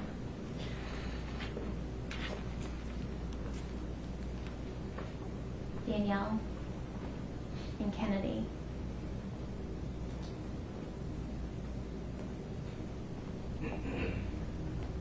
They'll never do so many things. And it's because of what the defendant, Brandon Isabelle, did. Ladies and gentlemen, the state asks that you find the defendant guilty of every single charge of the indictment. Thank you. Does the defense wish to give a closing argument? Yes, Your Honor. Go ahead, please.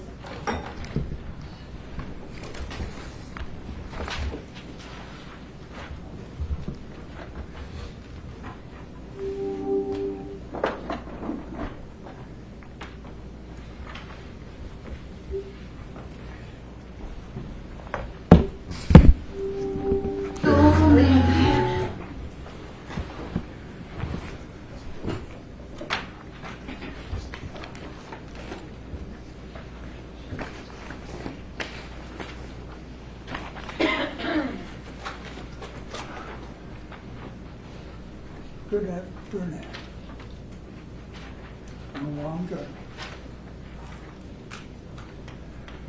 Not always pleasant.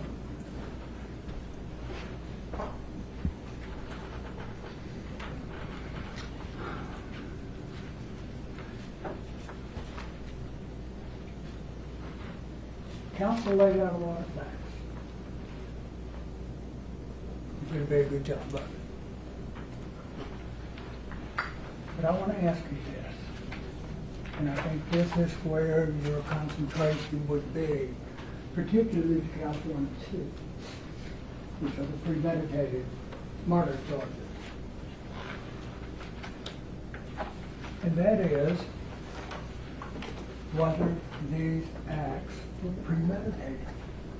That's the difference between first degree and second degree murder. To be premeditated, and that's one of the elements that the state has to prove beyond a reasonable doubt. To be premeditated, the court told you in its short instructions, and I'm going to repeat it here. A premeditated act is one done after the exercise of reflection and judgment. Premeditation means that the intent to kill must have been formed prior to the act. Before the shooting, before the baby, before throwing the baby. It's not necessary that the purpose to kill pre-exist in the mind of the accused for any different definite period of time. This is where I want you to look. The mental state is on page 4 of the jury instruction. The mental state of the accused at the time he decided to kill.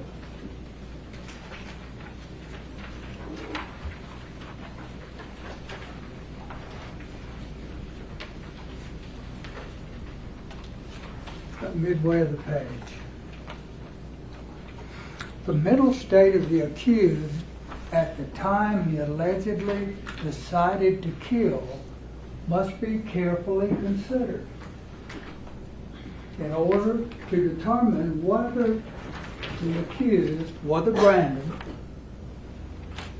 was sufficiently free of excitement and passion.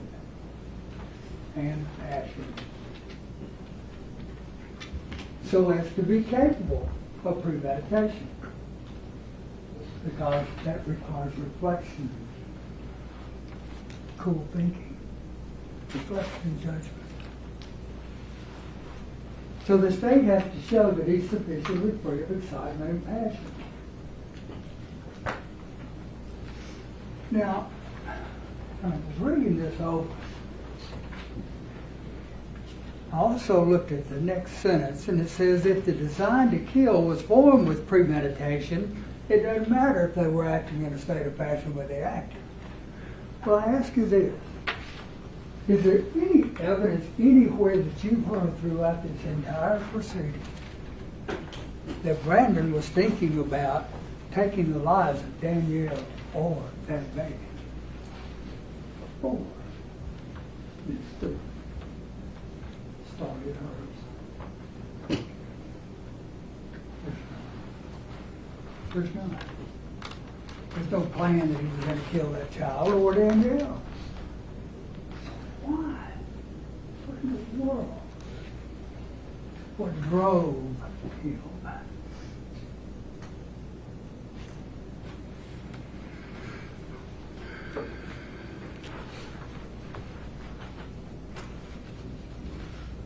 That's where we moved our teacher.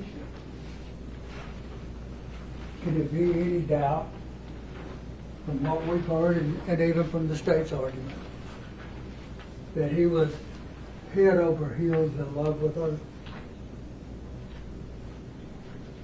That's passion. Head over heels in love with her. And what would she do?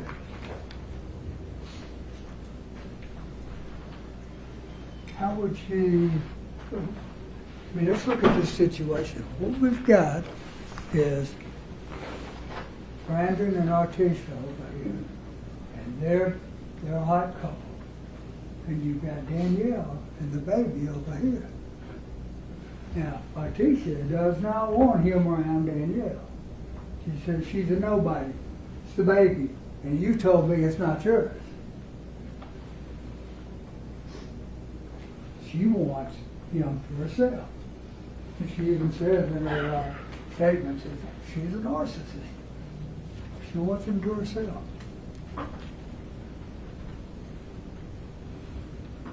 And I respectfully say, to me, and I hope to you, if she manipulated him, she tortured him, his love. And I'll show you why I say that. And she pushed him. She drove him. So she wanted him more than anything in the world, rightly or wrongly. He loved her. You can't reason with love. You just can't.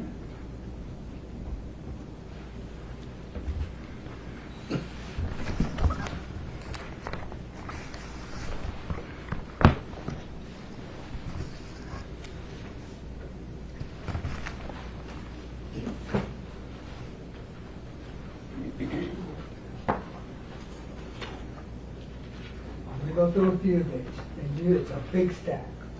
It is full of what I'm telling you. I pulled out some of the larger pieces. Okay? It is full. Please read through it and consider what I'm telling you in this class.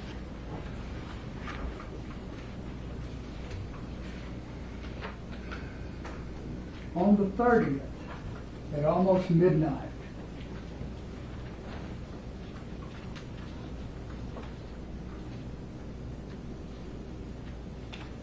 he had texted her, Brandon had texted her, I love you. And she sent an emoji for the heart. It's got love. And he says, you text there, but you can't say you love me back? What would you do? What would she do here? Let's look at the time we're at. With the day before the baby's delivered. With the day before. So their relationship is strained.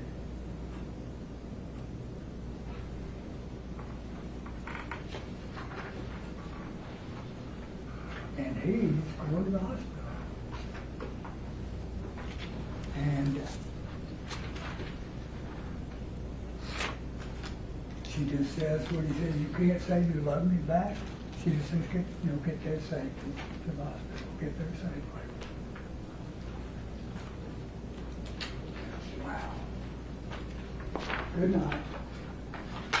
Tell you what,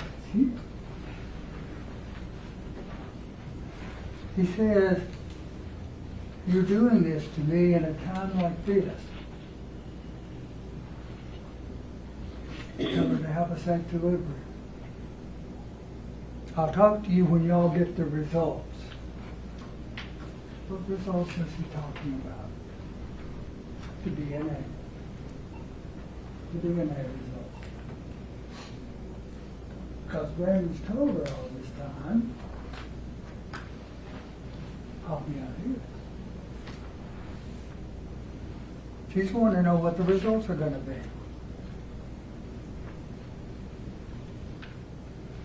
I'll talk to you when you get the results. But she goes further. She says, let me know the results. My stomach hurts, so this relationship is at stake. Now to Brandon, that's shaking his world, because he is in love with Artesia. He's smitten with Artesia. And she knows it.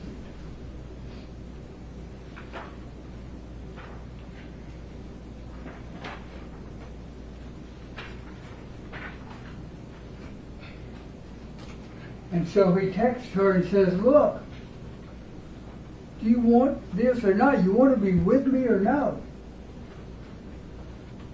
And her response is no or no. I think she's gonna be in the way.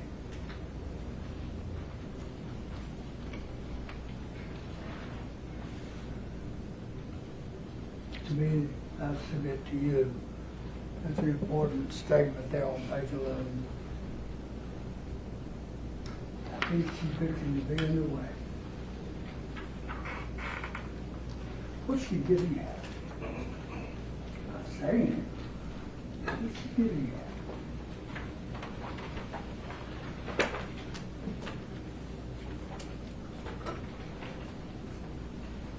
She goes further.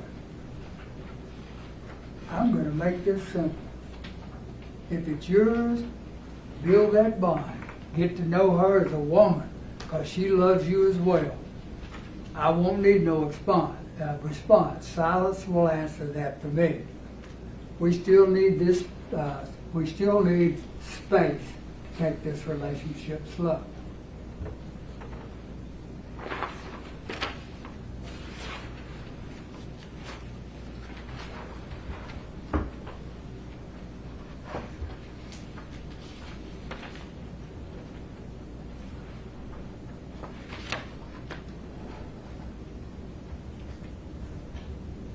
And talking about the birth certificate, sign it if it's yours. If it's yours, sign. Don't call me. Don't call me if it's yours. That's what she told me.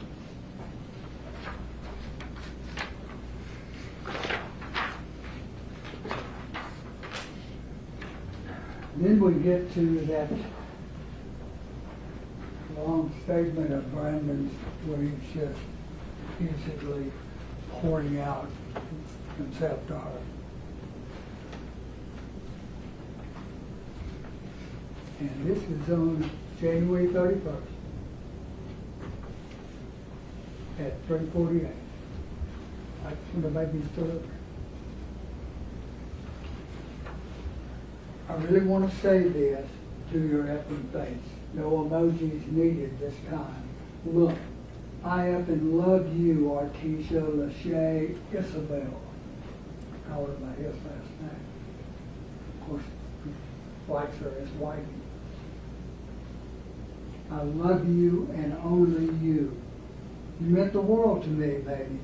I want to say this to your face. No tears needed, because I want you to understand where this is coming from, my heart.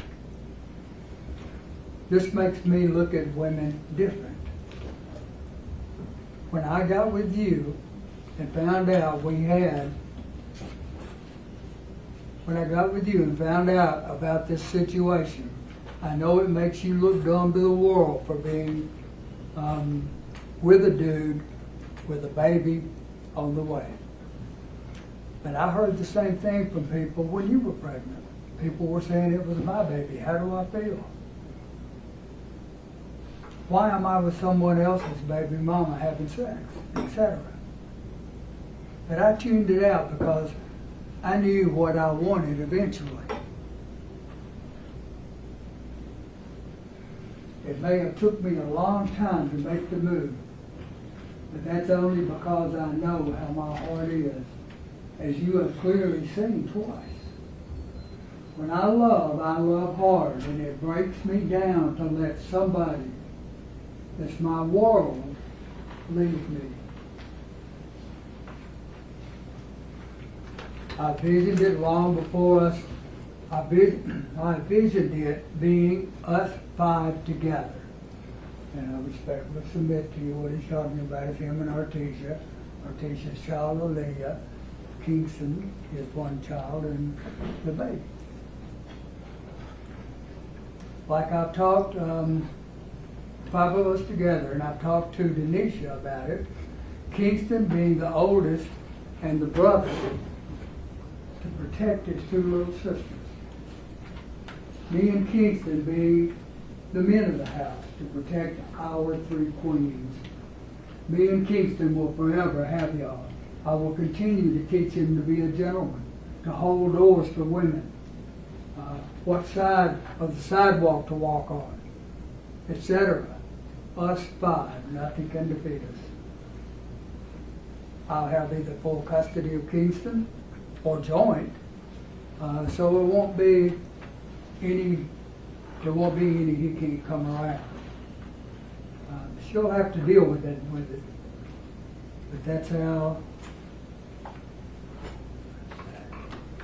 So little. She'll have to deal with it. How I have. But that's nothing I have to explain to her. If I have my son because of court rights. And Danielle, time will tell. This was on the 31st. Time will tell, but if you're willing to talk to her like you say you are, then maybe that'll be a good start to something special for us and for the baby. I would say talk to Danielle. She might be reasonable. Maria, I wouldn't advise anybody to talk to her. And as I sat there, I thought about all this. I would want somebody by my side to be a great stepmom and even a greater mother. I love when Kingston smiles at you and plays with you. It warms my heart. My dad even asked me that before. You like that, don't you? I said yes. I hope you can look at the baby like that. I want to be able to call you later down the line and say, while he's at work, check on you, and you say, oh no, babe, me and the girls are just going shopping, or me and the kids just ran to Walmart or something. I want to see Aaliyah having a stepsister and eventually play with and talk with and hang with us in later years. All of these things are what I want. And why not want them with the love of my life? You are where my heart is. You are home. You don't have to respond. I know your mind is everywhere, baby. I understand. Just continue to read this over and know this is real as if. I'll give you your time again. I love you. Good night.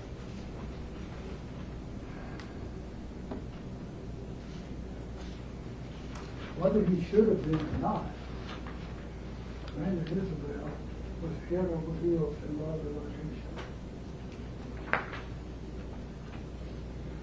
And what did Artesia say that pouring out of his heart?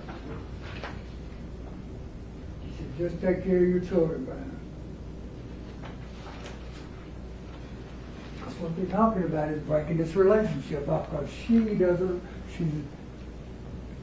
doesn't know if she wants to be in this situation.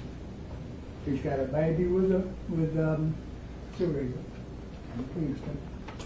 He's got a baby with Danielle, and he's in love with her. And she doesn't know. She's in love with him. That's her. She doesn't know if she wants to step into that situation, because everybody has heard or knows that it can be a situation at times. She doesn't know if she wants to go there. So she says, just take care of your children, Brandon. She's not responding to the profession of love that he's poured out.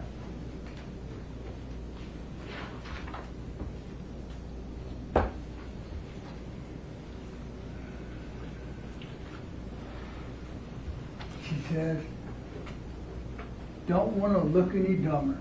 I got my answer. I don't hate you, but that's the man you are.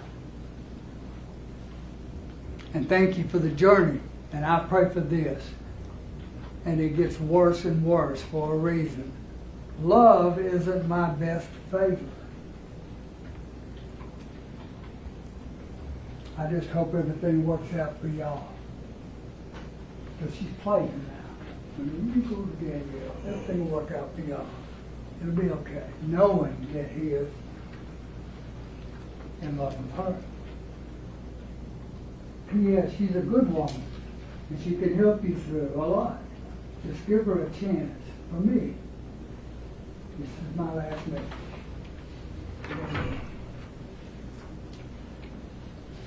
He said, well, what do you mean, the man I am? What's that? You knew all the time. Sure, baby? But can you please leave me alone? Please leave me alone. And then she keeps writing. How many pounds? What's her full name?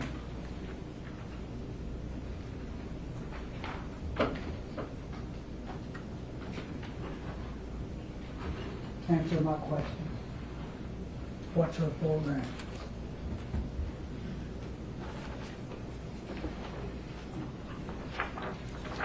She says, if it's yours, I don't want to talk to you anymore.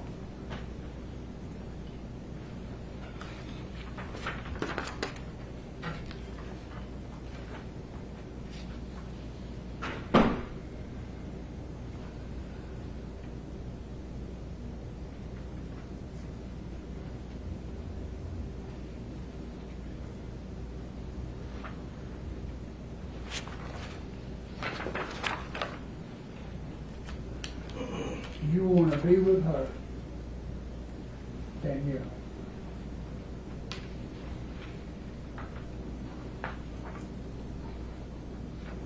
And you say, no, I don't. I want to be with you. I don't want to be with her.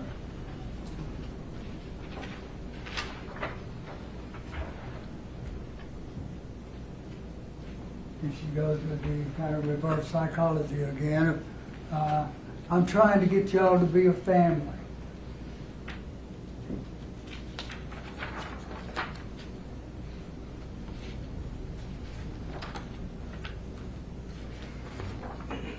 Y'all work it out. I regret this.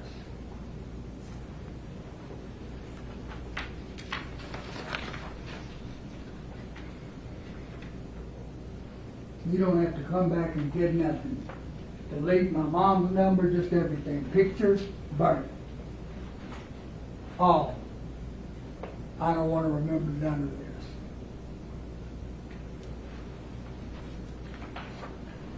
Why are you doing this to me at a time like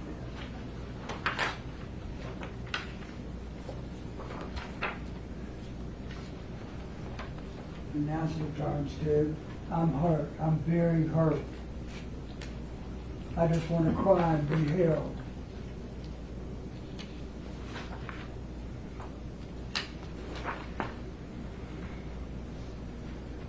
And then she comes back. She says, I love you, babe. I love you, babe. He said, I love you too. And then we go right back. I'm afraid we're not fixing to be the same. Why? Why are they not going to be the same? It doesn't take a lot of deep thought to get there. The baby and Danielle. Is Brandon saying that? He wants her to learn to be a good stepmom and a good mother.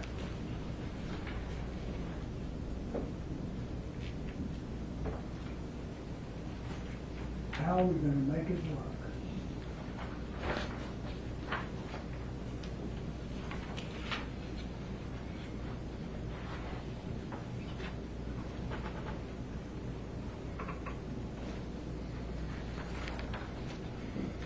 I'm trying my best. This is her. Wife. I'm trying my best in this situation, talking to her like I'm supposed to feel about my so-called man in the hospital hours. I hate this for me. But this ain't doing nothing but building a wall. You expect me to be loving in a situation like this. I'm all over the place. Danielle, Patricia. This is where you at the hospital. And she's about to work on the 31st. And she tells him, I've been trying to prepare, but I wasn't fully prepared for this situation. I'm sorry. I'm selfish. And she tells him about the paternity tests. I want those paternity tests. We'll talk after the paternity test. The DNA, I'll go by and bring it to you. Remember the law agrees where she went down about the DNA test.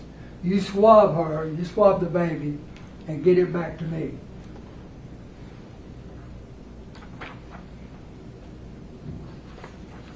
I just don't want you getting too close to it. And she's not yours. And again, what's her last name? What's her last name?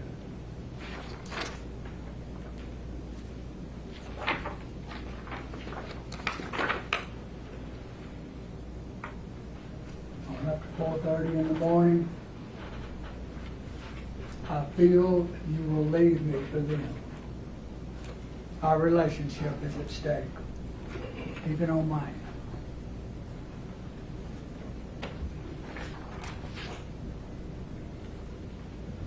And she starts, you don't intend to leave her, do you? You don't intend to leave her.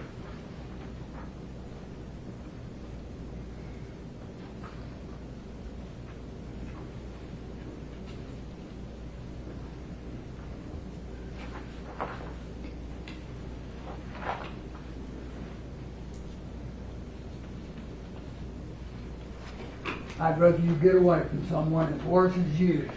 I'm a narcissist. Somebody that loves themselves.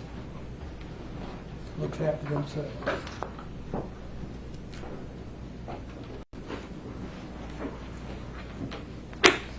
This is all for, I hope, I beg you to.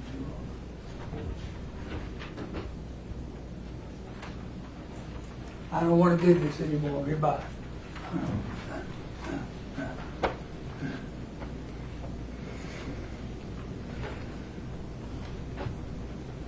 You've claimed all this time you want me and miss me, and then you push me back like this. I've never been hurt in my life like this. We don't need to even be or even deal with each other. Thanks. Be good.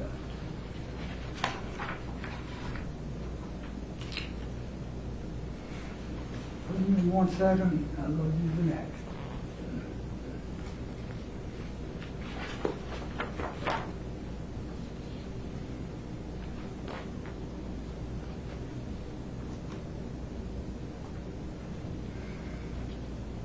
You stay at the hospital, Brandon, or you go home, but you can't come here.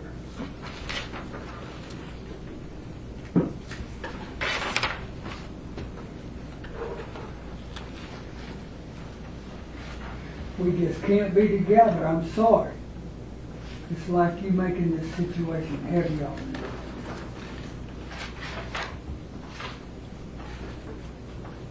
My heart never felt like this, and my mind has never throbbed like this. We just need to leave each other alone. I love you. We just need to leave each other alone. I want you, but we just need to leave each other alone. Let's play. Together away.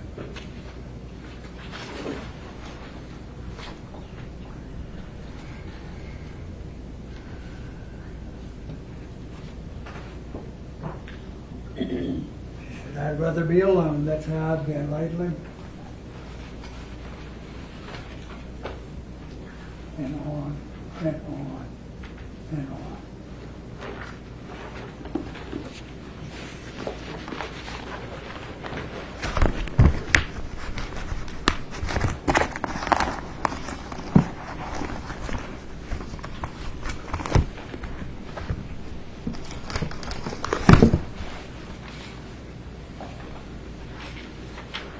So, I ask you say beyond a reasonable doubt that Brandon was not driven by passion?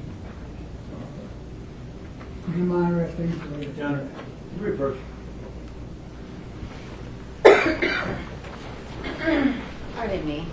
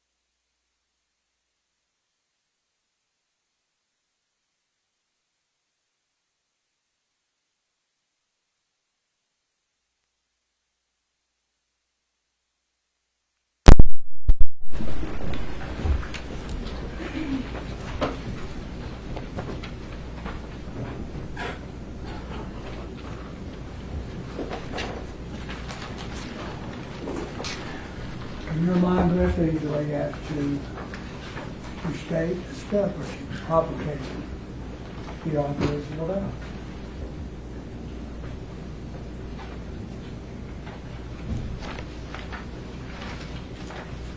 Teachers,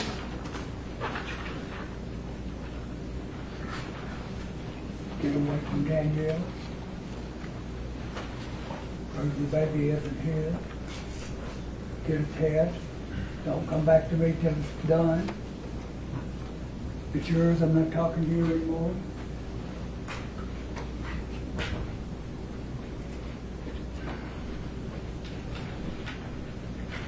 Carefully examine what your jury instructions tell you. Carefully examine the mental state of Brandon Isabelle.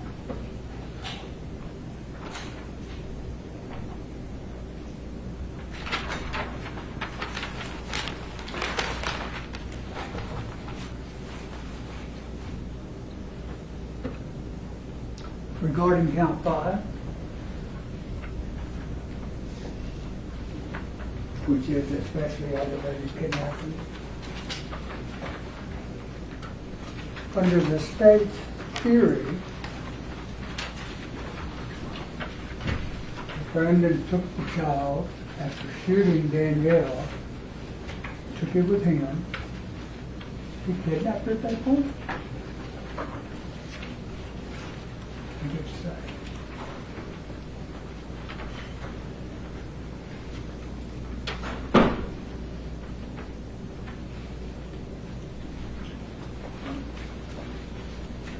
Here's what the jury instructions again say. Unless you find beyond a reasonable faith certainty, unless you find beyond a reasonable doubt that the alleged victim's removal or confinement exceeded that which was necessary to accomplish a first-degree murder and aggravated child neglect, and was not simply incidental to it. part of it, then you must find the defendant not guilty of the state's aggravated robbery.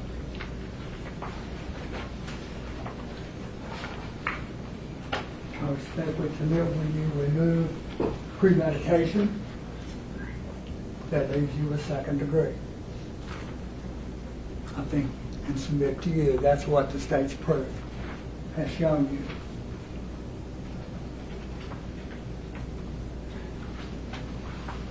And to reach a verdict, you have to be unanimous. That's true. But you don't have to reach a verdict if you can't agree. You only reach a verdict if you agree.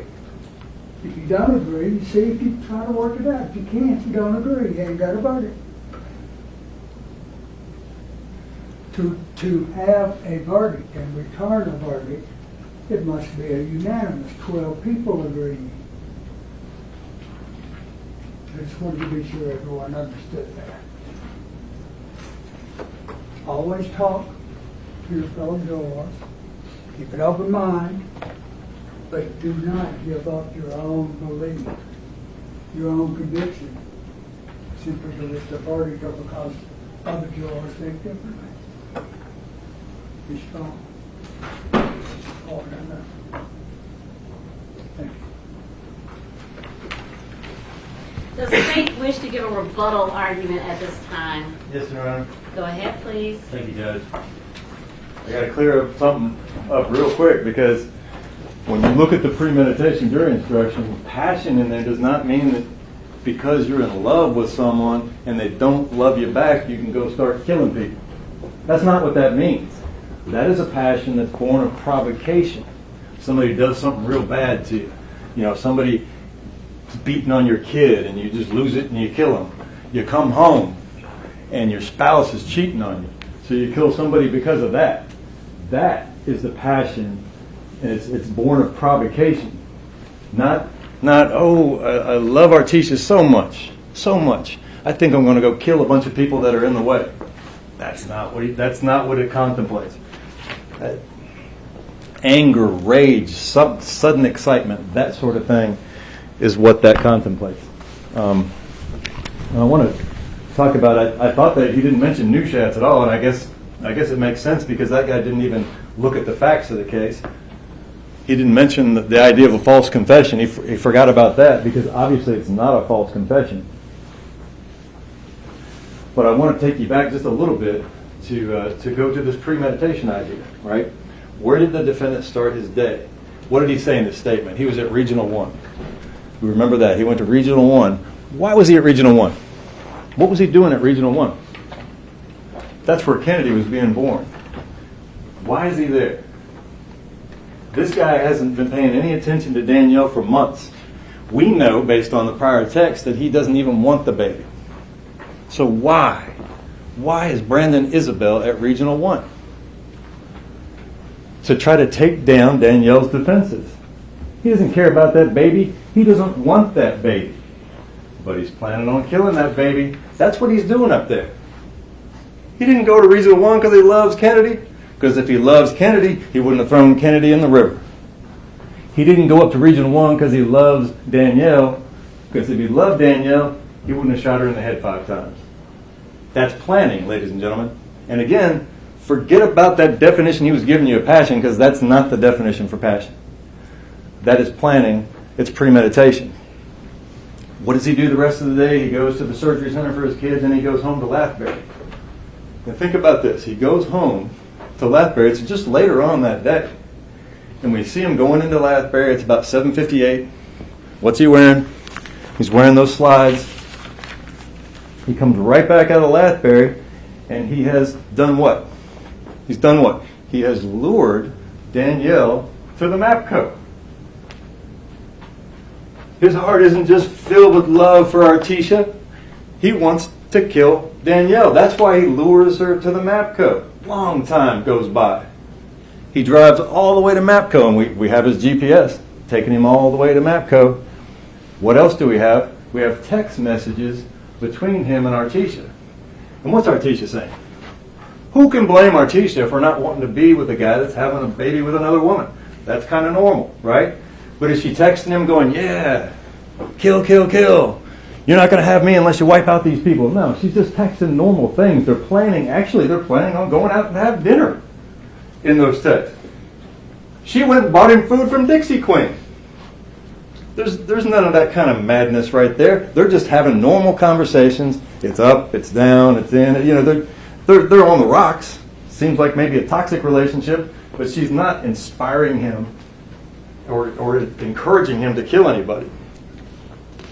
I mean, we know he's on the scene. But he gets her, and think about his statement too. And his statement is corroborated by all the proof. But he lures her to the scene at Levi and Sedgwick, right? What's going on there? It's a dark scene. We know he already cased the place because he went to Mart Road earlier in the day. That day, he went to Mart Road. Mart Road is just like Levi and Sedgwick. It's right next to Levi and Sedgwick. And he lures her out there. Says his car's messing up. His car's not messing up. He gets her out there. And he's got his gun with him. He has his 9mm gun with him. Why? Why in the world would he lure Danielle out and bring his gun with him? That's weird. Seems like maybe he had a plan to kill Danielle. And he gets her out there. And he shoots her 5 times. 5 times in the head. No, we can just skip that one. He shoots her 5 times in the head. Car rolls back. It's pretty obvious he's the one that shot her, right? They didn't even argue against that. 9mm Hanaday rounds laying on the ground, pile of glass, car rolls back, just like he said. Remember, he's the first one that said that. He's the first one that said he used 9mm. He's the first one that said he shot her, and the car rolls back 20, 30 feet. What does he say he does? Patrick Banana, Organized Crime Division. What does he say he does? He pulls Danielle out of the car, pulls her body out. What kind of passion is that? Turn it off. He's just trying to get rid of the body, right? He grabs Kennedy and does what? Puts her in his car. Is that okay? What's that? That's kidnapping. He had no right to take Kennedy and put her in his car after he killed the mother. It's not passion, that's planning. That's planning. He brought the bullets with him, he brought the gun with him, and he aimed it right at her head, and he fired it 5 times. That's premeditation. It's premeditation. Now, the inspiration is Artesia. He's worried about losing Artesia. That's why he killed her, but it's not because of some passion. He planned it. He planned it for days. What is it? What happened? How about the Google search, right? He's searching on Google about whether or not shell casings can be traced back to a gun. Was it a passionate Google search? No. He sat there and he typed in the words, and he searched, and he found out, probably, yeah, they can trace guns back to bullets. And what does he do with the gun? He throws the gun away. Passion. No, that's planning. That's planning to get away with the murder. But what does he do with the baby? What does he do with baby Kennedy? He puts her in her car and he drives it all the way back to Cordova. What is that? He's planning on how to get rid of, he's trying to figure out how to get rid of baby Kennedy. Trying to figure out, how can I get rid of this baby? What can I do with this baby? He said in his statement, I got to kill that baby because I didn't want to be a single parent. Yeah, the baby's in the way. Baby Kennedy's in the way. But he knew what he was going to do because he drove all the way out there, 30-minute drive all the way out to Laughberry. And what's he wearing when he walks in the door at Laughberry at about 10:24 p.m.? He's wearing the murder slides. The slides with Danielle's blood on them. He's wearing them when he walks in. He's not wearing them when he walks out because he put them in a bag and he put his murder clothes in a bag and he put them in the trunk of his car so as to hide it, so nobody could find it. That's planning. Maybe not the best planning, but it's definitely planning. He goes all the way down all the way down to Mud Island. Is that a passionate killing, or is that a long, long bit of planning on how he's going to get rid of that baby? Drives all the way down to Mud Island. Now he's had the baby for, I don't know, an hour or so. Is he still killing the baby because of the undying love that he has for Artisha? Just some passion? You know, he's planning to kill the baby. He's planning. He's trying to figure out, what am I going to do with this baby? Because we see his car go over A.W. Willis Bridge, photograph of his tag. We see the white Chevy Malibu driving up and down Island Drive, looking, searching. Where am I going to dump the baby? Where am I going to get rid of this baby? How am I going to kill this baby? And again, why did he throw the gun in the river? That's planning. He told them that those Adidas slides that he had on had her blood on it, had Danielle's blood on them. What did they have on them? Danielle's blood. That's corroboration for his statement. What else did he have on him that whole time? The whole time during that interview. Remember what he had on his feet. He had those socks on his feet. Hours into the interview, after they brought him down to the river and he's pointing out where he left the baby, he had the socks on with what? With Danielle's blood on them. He had the black socks pulled up over him. He said he threw baby Kennedy in the river. And we found her hat right down there by the river. Some hour and a half after he kidnapped her from the scene where he killed her mother. What does he do after he kills her?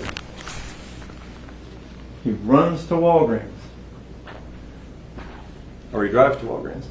And we know he drives to Walgreens because we have his GPS, and he gets at Walgreens and we see the video of his car circling around Walgreens, and he backs his car in and he goes inside Walgreens and he buys some things. He buys a rose for Artisha. And he buys a card. Remember what the card said? What did the card say? Dear Artisha, dear Cookie, whatever, we're going to raise Kennedy together. We're going to raise the baby I just threw in the river together. Love, Brandon. What else is he doing though? At 12:06, around midnight, when he gets to Walgreens. And remember 12:06. Remember what's happening at 12:06? 12:06 was the very time, the very minute that Danielle Hoyle was declared dead. She's been sitting in a ditch all this time with her blood soaking in with the water running down the ditch. And a paramedic has finally declared her dead at 12:06. And at that very minute, what is this guy doing? He's sitting in his car at the Walgreens parking lot. What's he doing in the car? Writing a little love note to Cookie. What else is he doing in the car? He's writing texts, sending texts to who? To Danielle. Kiss the baby for me. Well, I guess you're asleep. That's diabolical. That is diabolical planning is what that is. Absolutely. Setting up his alibi. Sending text messages to the woman who he just fired 5 shots into her head, talking about the baby that he just threw in the river. But then what does he do? Got to get rid of some more evidence, right? Jumps in his car. GPS's his way right on down to Walmart. We see him on the video. The familiar Chevy, the familiar car he's driving. Chevy Malibu. We see a figure get out and drop off what turns out to be the car seat. The car seat. The last known refuge. The last little piece of comfort that baby Kennedy had before he pulled her out of it.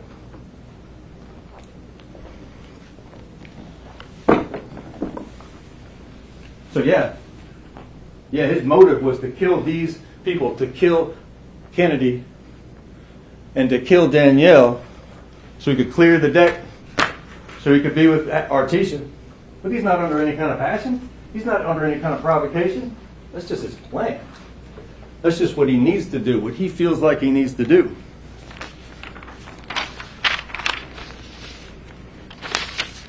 I want y'all to think about Kennedy, okay?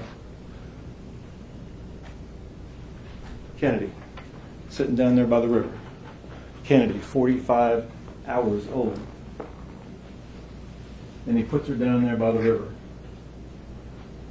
And she can't walk, right? She's not in that when he puts her down in the river. She can't walk. She can't swim. She can't hold her head up. She can't make a phone call. She's just left down there by the river. What she needed at that moment was what? She needed a blanket. She needed her car seat. She needed April. She needed the beautiful family that he just lured her away from, that had just showered that little baby with love for the hour that they had her. That's what she needed. That's what Kennedy needed. What did she get? She got lured away by this guy who was planning to kill her. She got lured away by him. What else did she get? She got dragged down to Levi and Sedgwick, and you've seen Levi and Sedgwick. That ain't no place for a baby. What else did she get? She had to sit in that car a foot or two away from 5 gunshots. 5 loud gunshots that must have almost burst her little eardrum. She's only 45 hours old, and she's already subject to 5 gunshots 2 feet from her head. Most of us live our whole lives without having experienced that. But that's not all she got. She got to watch those bullets enter the head and neck of her mother that had just given birth to her. What else did she get? She got to watch this guy drag her mother out of the car and throw her on the side of the road like a piece of garbage. But that's not all. What else did she get?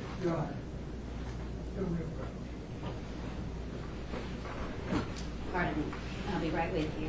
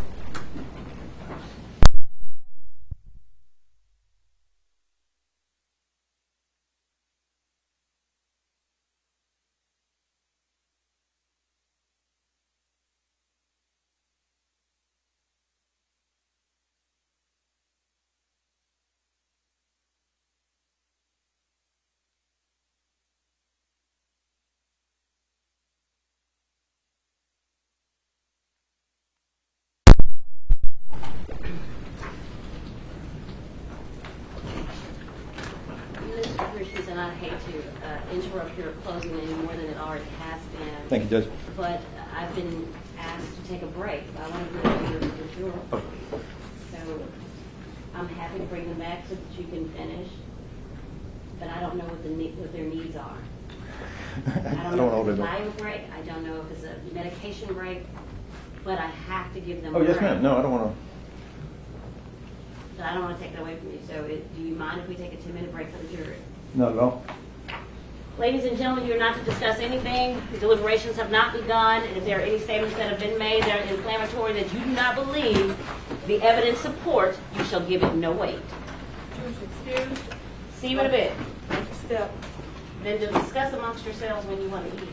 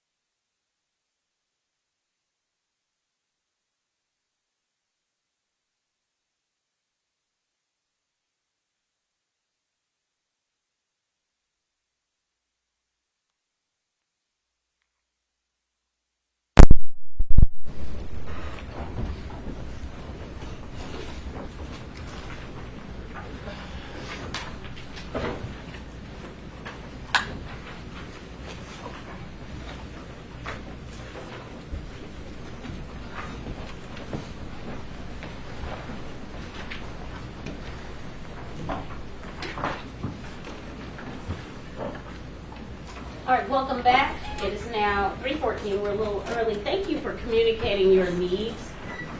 While it's not customary that we interrupt counsels, I can't have you there needing a bio break or medication or food. So if you have additional wants and needs, let us know. Don't hesitate.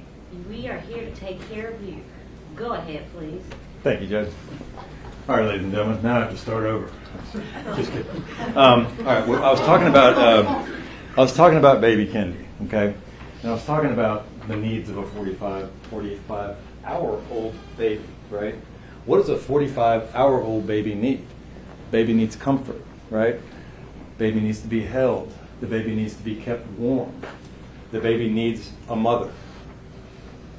The baby needs a father. The baby needs a real father. But what did baby Kennedy get? What did she get? She got lured away from her family, from the family that had just given her all that unconditional love that a little baby needs, showering her with all the things that a baby needs. For 1 hour. She got lured away from that, and she got brought down to Levi and Sedgwick, where she was in the car when 5 shots rang out. That's what she got. She was in the car when her mother got shot 5 times in the head and neck. She was in the car when her mother got dragged out of the car and dumped on the side of the road like a piece of garbage.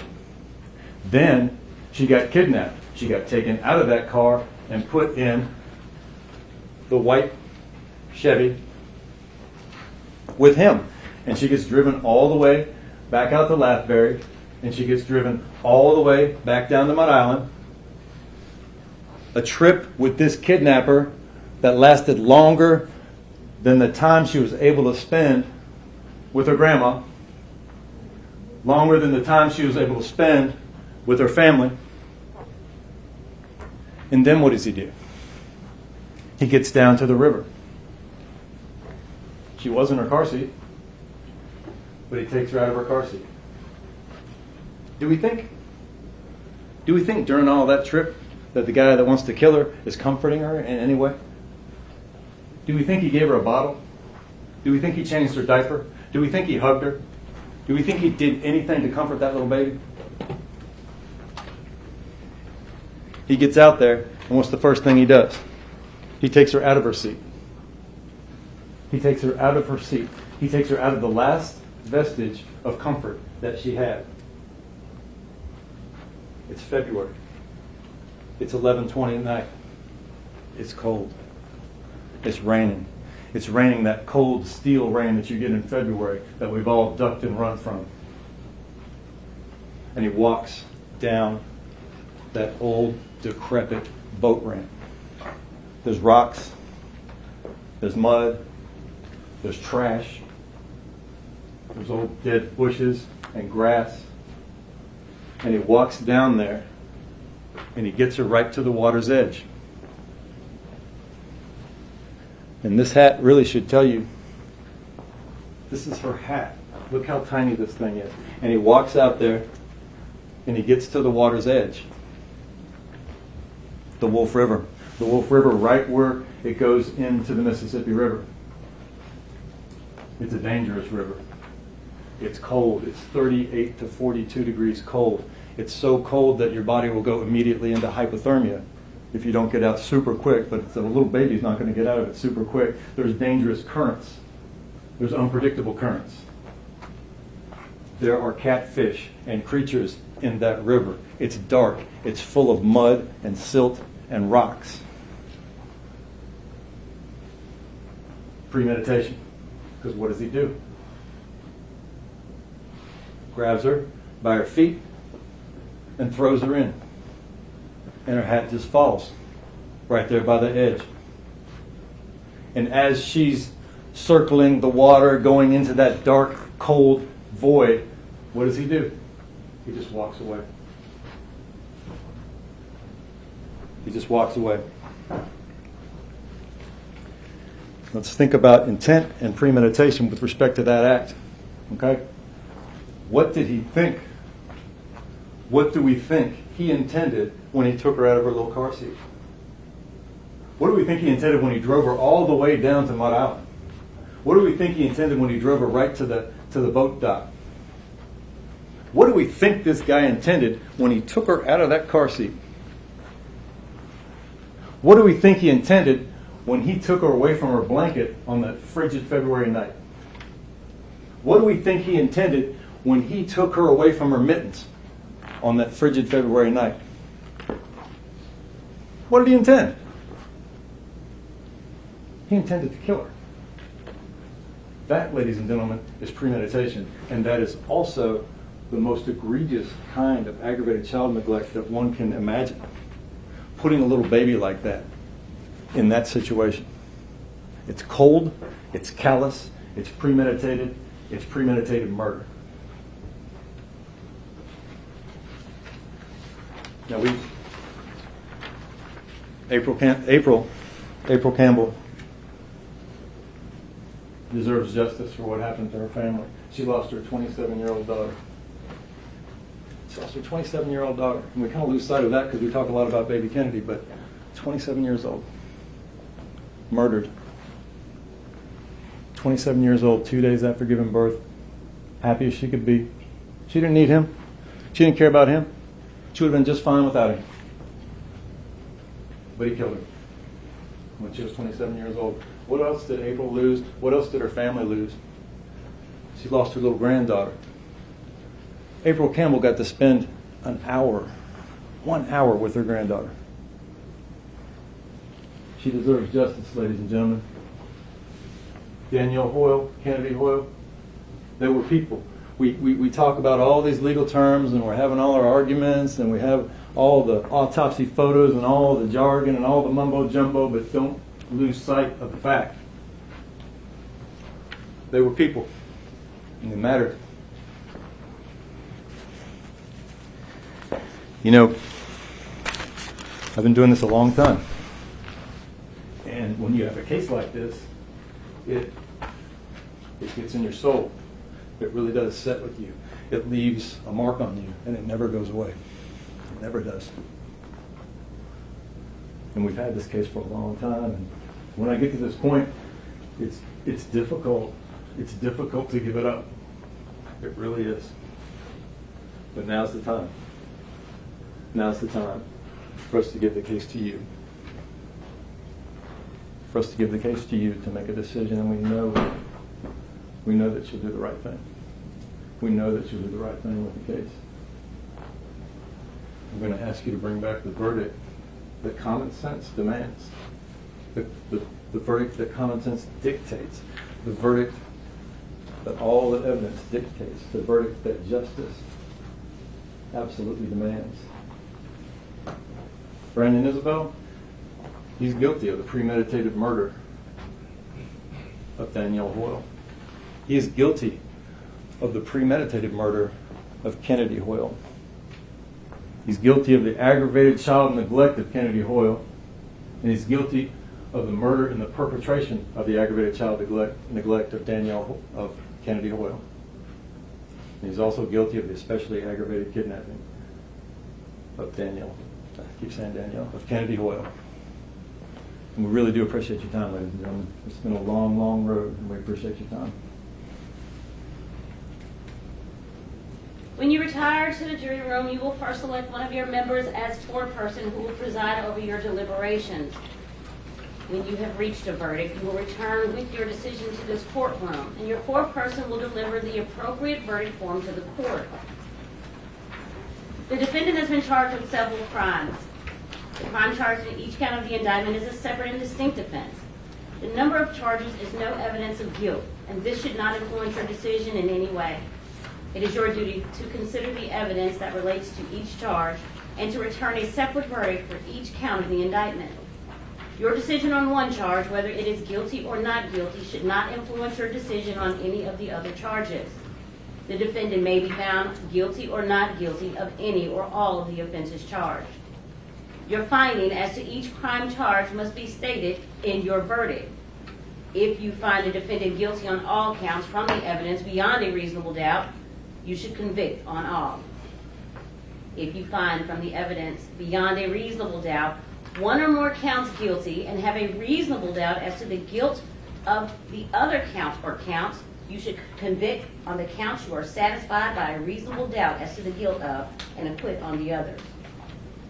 If you have a reasonable doubt as to the guilt on all, you should acquit on all. In deciding the guilt or innocence of the defendant, you shall first consider the offense charged in count 1 of the indictment. If you unanimously find the defendant guilty of first-degree murder, premeditated killing, beyond a reasonable doubt, you shall return a verdict of guilty for that offense. If you unanimously find the defendant not guilty of first-degree murder, premeditated killing, or if you unanimously have a reasonable doubt of the defendant's guilt of that offense, your verdict must be not guilty of first-degree murder, premeditated killing.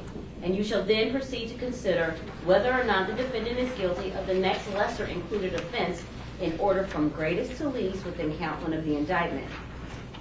You shall not proceed to consider any lesser included offenses unless you have first made a unanimous determination that the defendant is not guilty of the immediately preceding greater offense, or you unanimously have a reasonable doubt of the defendant's guilt of that offense. If you have a reasonable doubt of the guilt of the defendant as to all offenses charged and included in count 1 of the indictment, you shall return a verdict of not guilty and proceed to the next count. Verdict form. The charged offense in the indictment is first-degree murder, premeditated killing.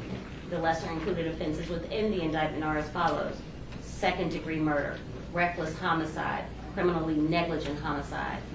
When you consider your verdict in the indictment, you will first inquire whether the defendant is guilty of first-degree murder, premeditated killing as charged in the indictment.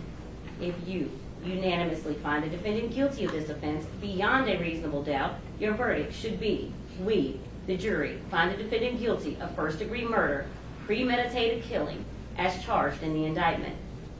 If you unanimously find the defendant not guilty of first-degree murder, premeditated killing as charged in the indictment, or if you unanimously have a reasonable doubt of his guilt of this offense, your verdict must be not guilty to this offense, and then you shall proceed to determine whether the defendant is guilty or not of the lesser included offenses in order of their consideration as set out in these instructions. If you unanimously find the defendant guilty of a lesser included offense in the indictment beyond a reasonable doubt, your verdict should be: we, the jury, find the defendant guilty of blank as included in the indictment. Insert in said blank space the lesser included offense. If you find the defendant guilty, you can convict him of only one of the above named offenses charged and included in the indictment.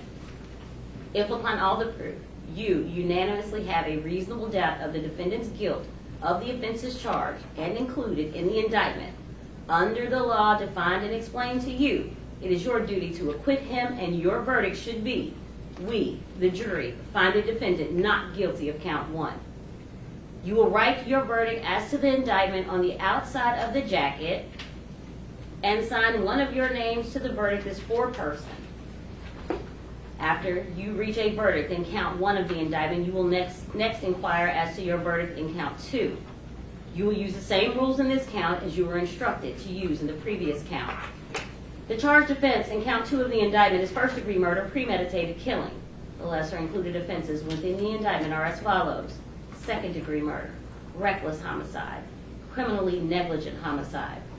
When you consider your verdict in the indictment, you will first inquire whether the defendant is guilty of first-degree murder, premeditated killing as charged in the indictment. If you unanimously find the defendant guilty of this offense beyond a reasonable doubt, your verdict should be: we, the jury, find the defendant guilty of first-degree murder, premeditated killing as charged in count 2 of the indictment. If you unanimously find the defendant not guilty of first-degree murder, premeditated killing as charged in the indictment, or if you unanimously have a reasonable doubt of his guilt of this offense, your verdict must be not guilty as to this offense.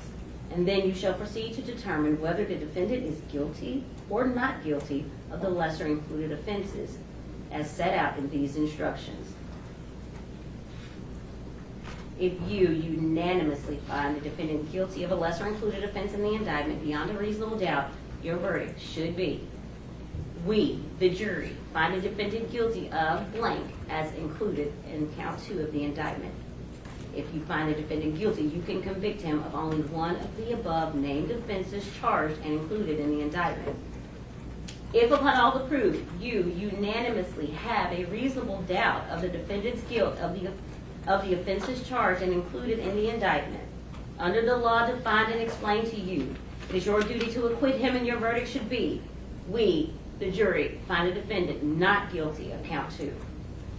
You will write your verdict as to count 2 of the indictment on the outside of the jacket and sign one of your names to the verdict as foreperson. After you reach a verdict in count 2 of the indictment, you will next inquire as to your verdict in count 3 of the indictment. You will use the same rules in this count as you were instructed to use in the previous count. The charged offense in count 3 of the indictment is first-degree murder, killing, and perpetration of aggravated child neglect. The lesser included offenses within this indictment are as follows: second-degree murder, reckless homicide, criminally negligent homicide. When you consider your verdict in the indictment, you will first inquire whether the defendant is guilty of first-degree murder, killing, and perpetration of aggravated child neglect, as charged in the indictment. If you unanimously find the defendant guilty of this offense beyond a reasonable doubt, your verdict should be, we, the jury, find the defendant guilty of first-degree murder, killing, and perpetration of aggravated child neglect as charged in count 3 of the indictment. If you unanimously find the defendant not guilty of first-degree murder, killing, and perpetration of aggravated child neglect as charged in the indictment, or if you unanimously have a reasonable doubt of his guilt of this offense, your verdict must be not guilty as to this offense, and then you shall proceed to determine whether the defendant is guilty or not guilty of the lesser included offense as set out in these instructions. If you unanimously find the defendant guilty of a lesser included offenses in the indictment beyond a reasonable doubt, your verdict should be, we, the jury, find the defendant guilty of blank as included in count 3 of the indictment. If you find the defendant guilty, you can convict him of only one of the above named offenses charged and included in the indictment. If upon all the proof you unanimously have a reasonable doubt of the defendant's guilt of the offenses charged and included in the indictment under the law defined and explained to you, it is your duty to acquit him, and your verdict should be, we, the jury, find the defendant not guilty of count 3. You will write your verdict as count 3 of the indictment on the outside of the jacket and sign one of your names to the verdict as foreperson. After you reach a verdict in count 3 of the indictment, you will next inquire as to your verdict in count 4 of the indictment. You will use the same rules in this count as you were instructed to use in the previous count. The charged offense in count 4 of the indictment is aggravated child neglect. The lesser included offense within the indictment is as follows: child neglect. When you consider your verdict in the indictment, you will first inquire whether the defendant is guilty of aggravated child neglect, as charged in the indictment. If you unanimously find the defendant guilty of this offense beyond a reasonable doubt, your verdict should be, we, the jury, find the defendant guilty of aggravated child neglect, as charged in count 4 of the indictment. If you unanimously find the defendant not guilty of aggravated child neglect as charged in the indictment, or if you unanimously have a reasonable doubt of his guilt of this offense, your verdict must be not guilty as to this offense, and then you shall proceed to determine whether the defendant is guilty or not guilty of the lesser included offense as set out in these instructions. If you unanimously find the defendant guilty of a lesser included offense in the indictment beyond a reasonable doubt, your verdict should be, we, the jury, find the defendant guilty of child neglect as included in count 4 of the indictment. If upon all the proof you unanimously have a reasonable doubt of the defendant's guilt of the offenses charged and included in the indictment, under the law defined and explained to you, it is your duty to acquit him, and your verdict should be, we, the jury, find the defendant not guilty of count 4. You will write your verdict as count 4 of the indictment on the outside of the jacket and sign one of your names to the verdict as foreperson. If, after you reach a verdict in count 4 of the indictment, you will next inquire as to your verdict in count 5 of the indictment. You will use the same rules in this count as you were instructed to use in the previous count. The charged offense in count 5 of the indictment is especially aggravated kidnapping. The lesser included offenses within the indictment are as follows: aggravated kidnapping, false imprisonment. When you consider your verdict in the indictment, you will first inquire whether the defendant is guilty of especially aggravated kidnapping as charged in the indictment. If you unanimously find the defendant guilty of this offense beyond a reasonable doubt, your verdict should be: we, the jury, find the defendant guilty of especially aggravated kidnapping as charged in count 5 of the indictment. If you unanimously find the defendant not guilty of especially aggravated kidnapping as charged in the indictment, or if you unanimously have a reasonable doubt of his guilt of this offense, your verdict must be not guilty as to this offense. And then you shall proceed to determine whether the defendant is guilty or not guilty of the lesser included offense as set out in these instructions. If you unanimously find the defendant guilty of a lesser included offense in the indictment beyond a reasonable doubt, your verdict should be: we, the jury, find the defendant guilty of blank as included in count 5 of the indictment. If you find the defendant guilty, you can convict him of only one of the above named offenses charged and included in the indictment. If upon all the proof, you unanimously have a reasonable doubt of the defendant's guilt of the offenses charged and included in the indictment under the law defined and explained to you, it is your duty to acquit him, and your verdict should be: we, the jury, find the defendant not guilty of count 5. You will write your verdict as count 5 of the indictment on the outside of the jacket and sign one of your names to the verdict as foreperson.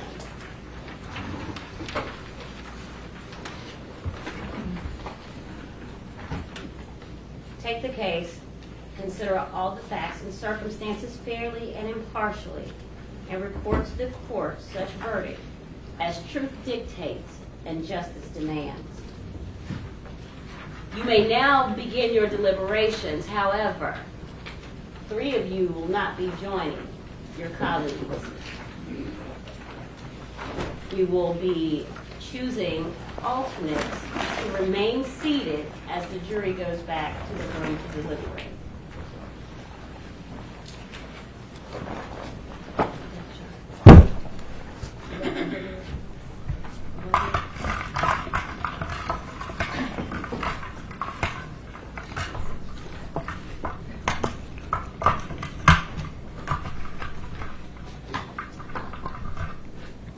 Number 12.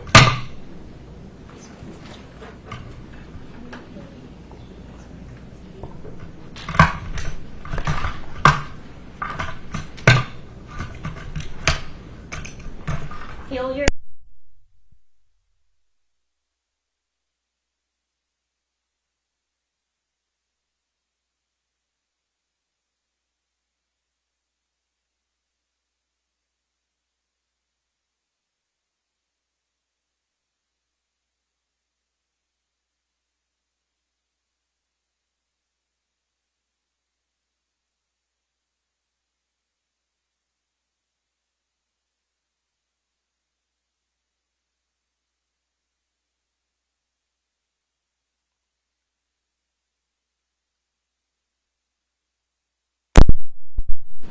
It is now 3:37. I suspect that Deputy Moore will have a conversation about the order of events.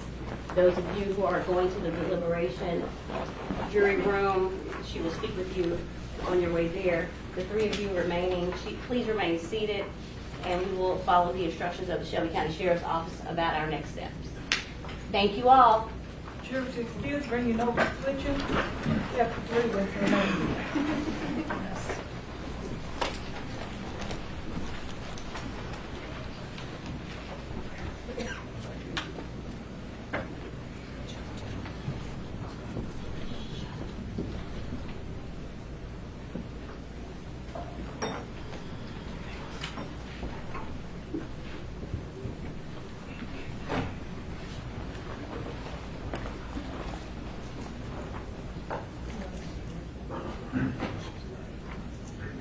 You may be seated. The court's going to be in recess.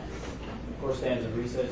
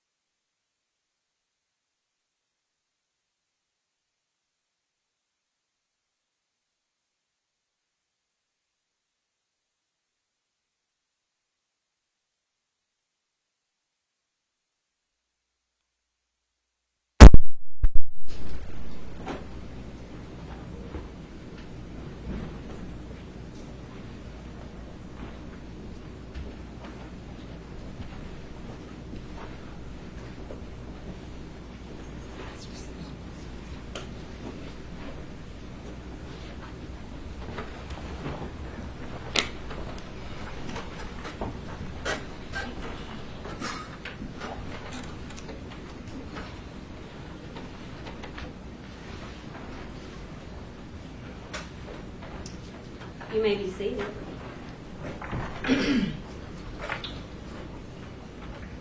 It is my understanding that the jury has reached a verdict in the matter of the state of Tennessee versus Brandon Isabelle. Is that correct?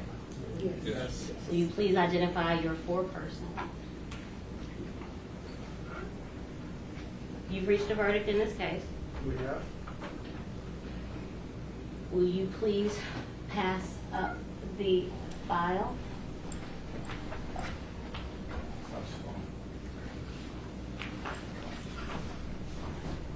Please silence all cell phones.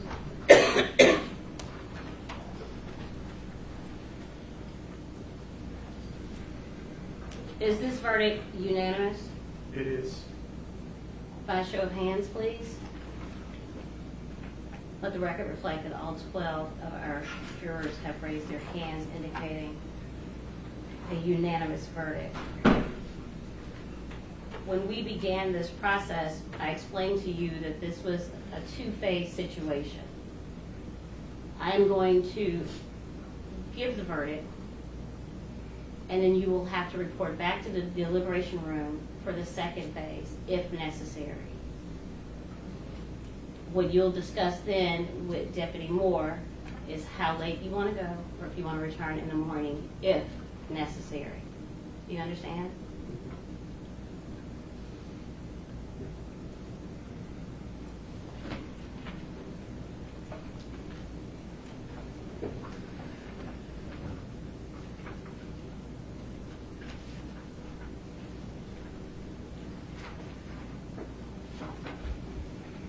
Mr. Isabelle, will you please stand? Mr. Isabelle, a jury of your peers has found you guilty of the first-degree premeditated murder as charged in count 1 of the indictment. Mr. Isabelle, the jury has found that you guilty of the first-degree murder premeditated killing as charged in count 2. Mr. Isabelle, we the jury find the defendant guilty of first-degree murder, killing in the perpetration of aggravated child neglect as charged in count 3. Mr. Isabelle, as to count 4, we the jury find the defendant guilty of aggravated child neglect as charged in count 4 of the indictment. And Mr. Isabelle, we the jury find you guilty of especially aggravated kidnapping as charged in count 5 of the indictment. I will ask the jury to retire to. Jurors excused, not to The jury. step.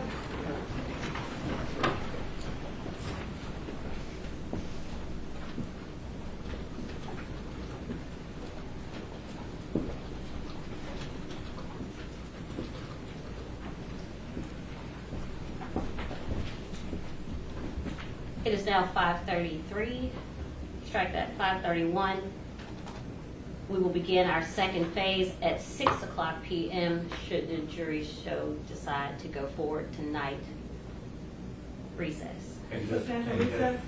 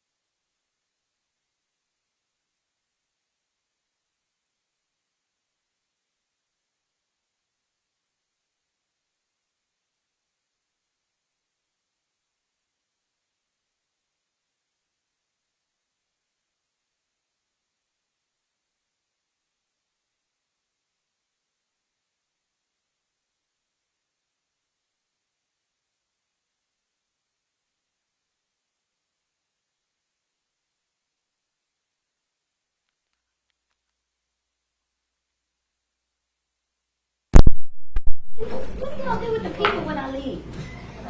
Come back, good, we got it.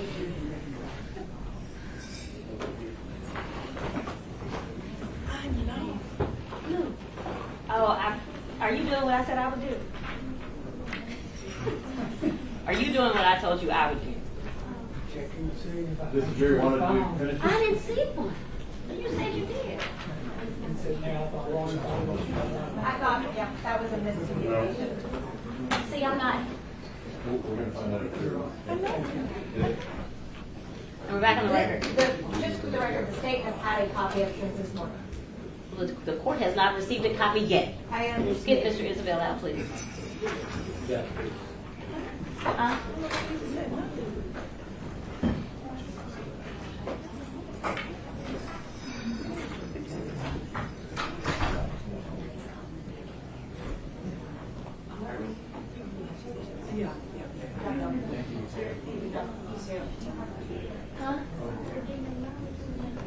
Oh, but you don't play like that. No need. Do I need to do something?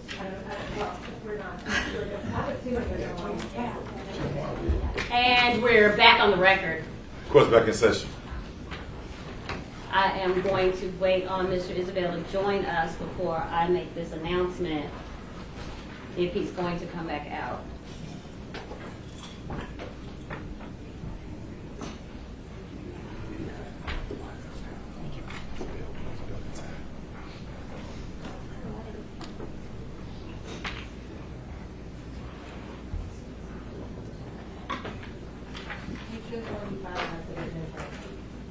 That's one. I'm just gonna give you. Is this the same thing you just filed? So is that a courtesy copy? Yeah. I'll take that. Yeah, make sure that one has the writing on it. No writing. They both have writing. Okay, Okay, so I'm giving this back to the keeper of the record.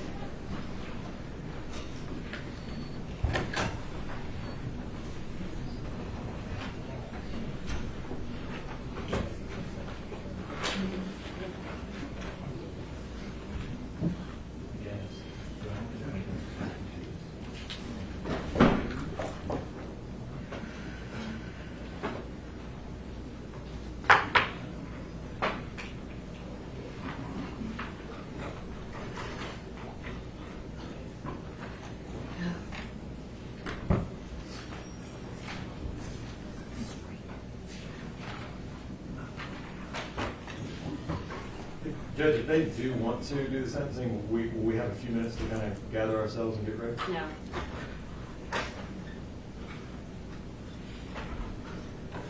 The jury has indicated that they would like to stop for the evening, and they would like to Okay. resume in the morning in order to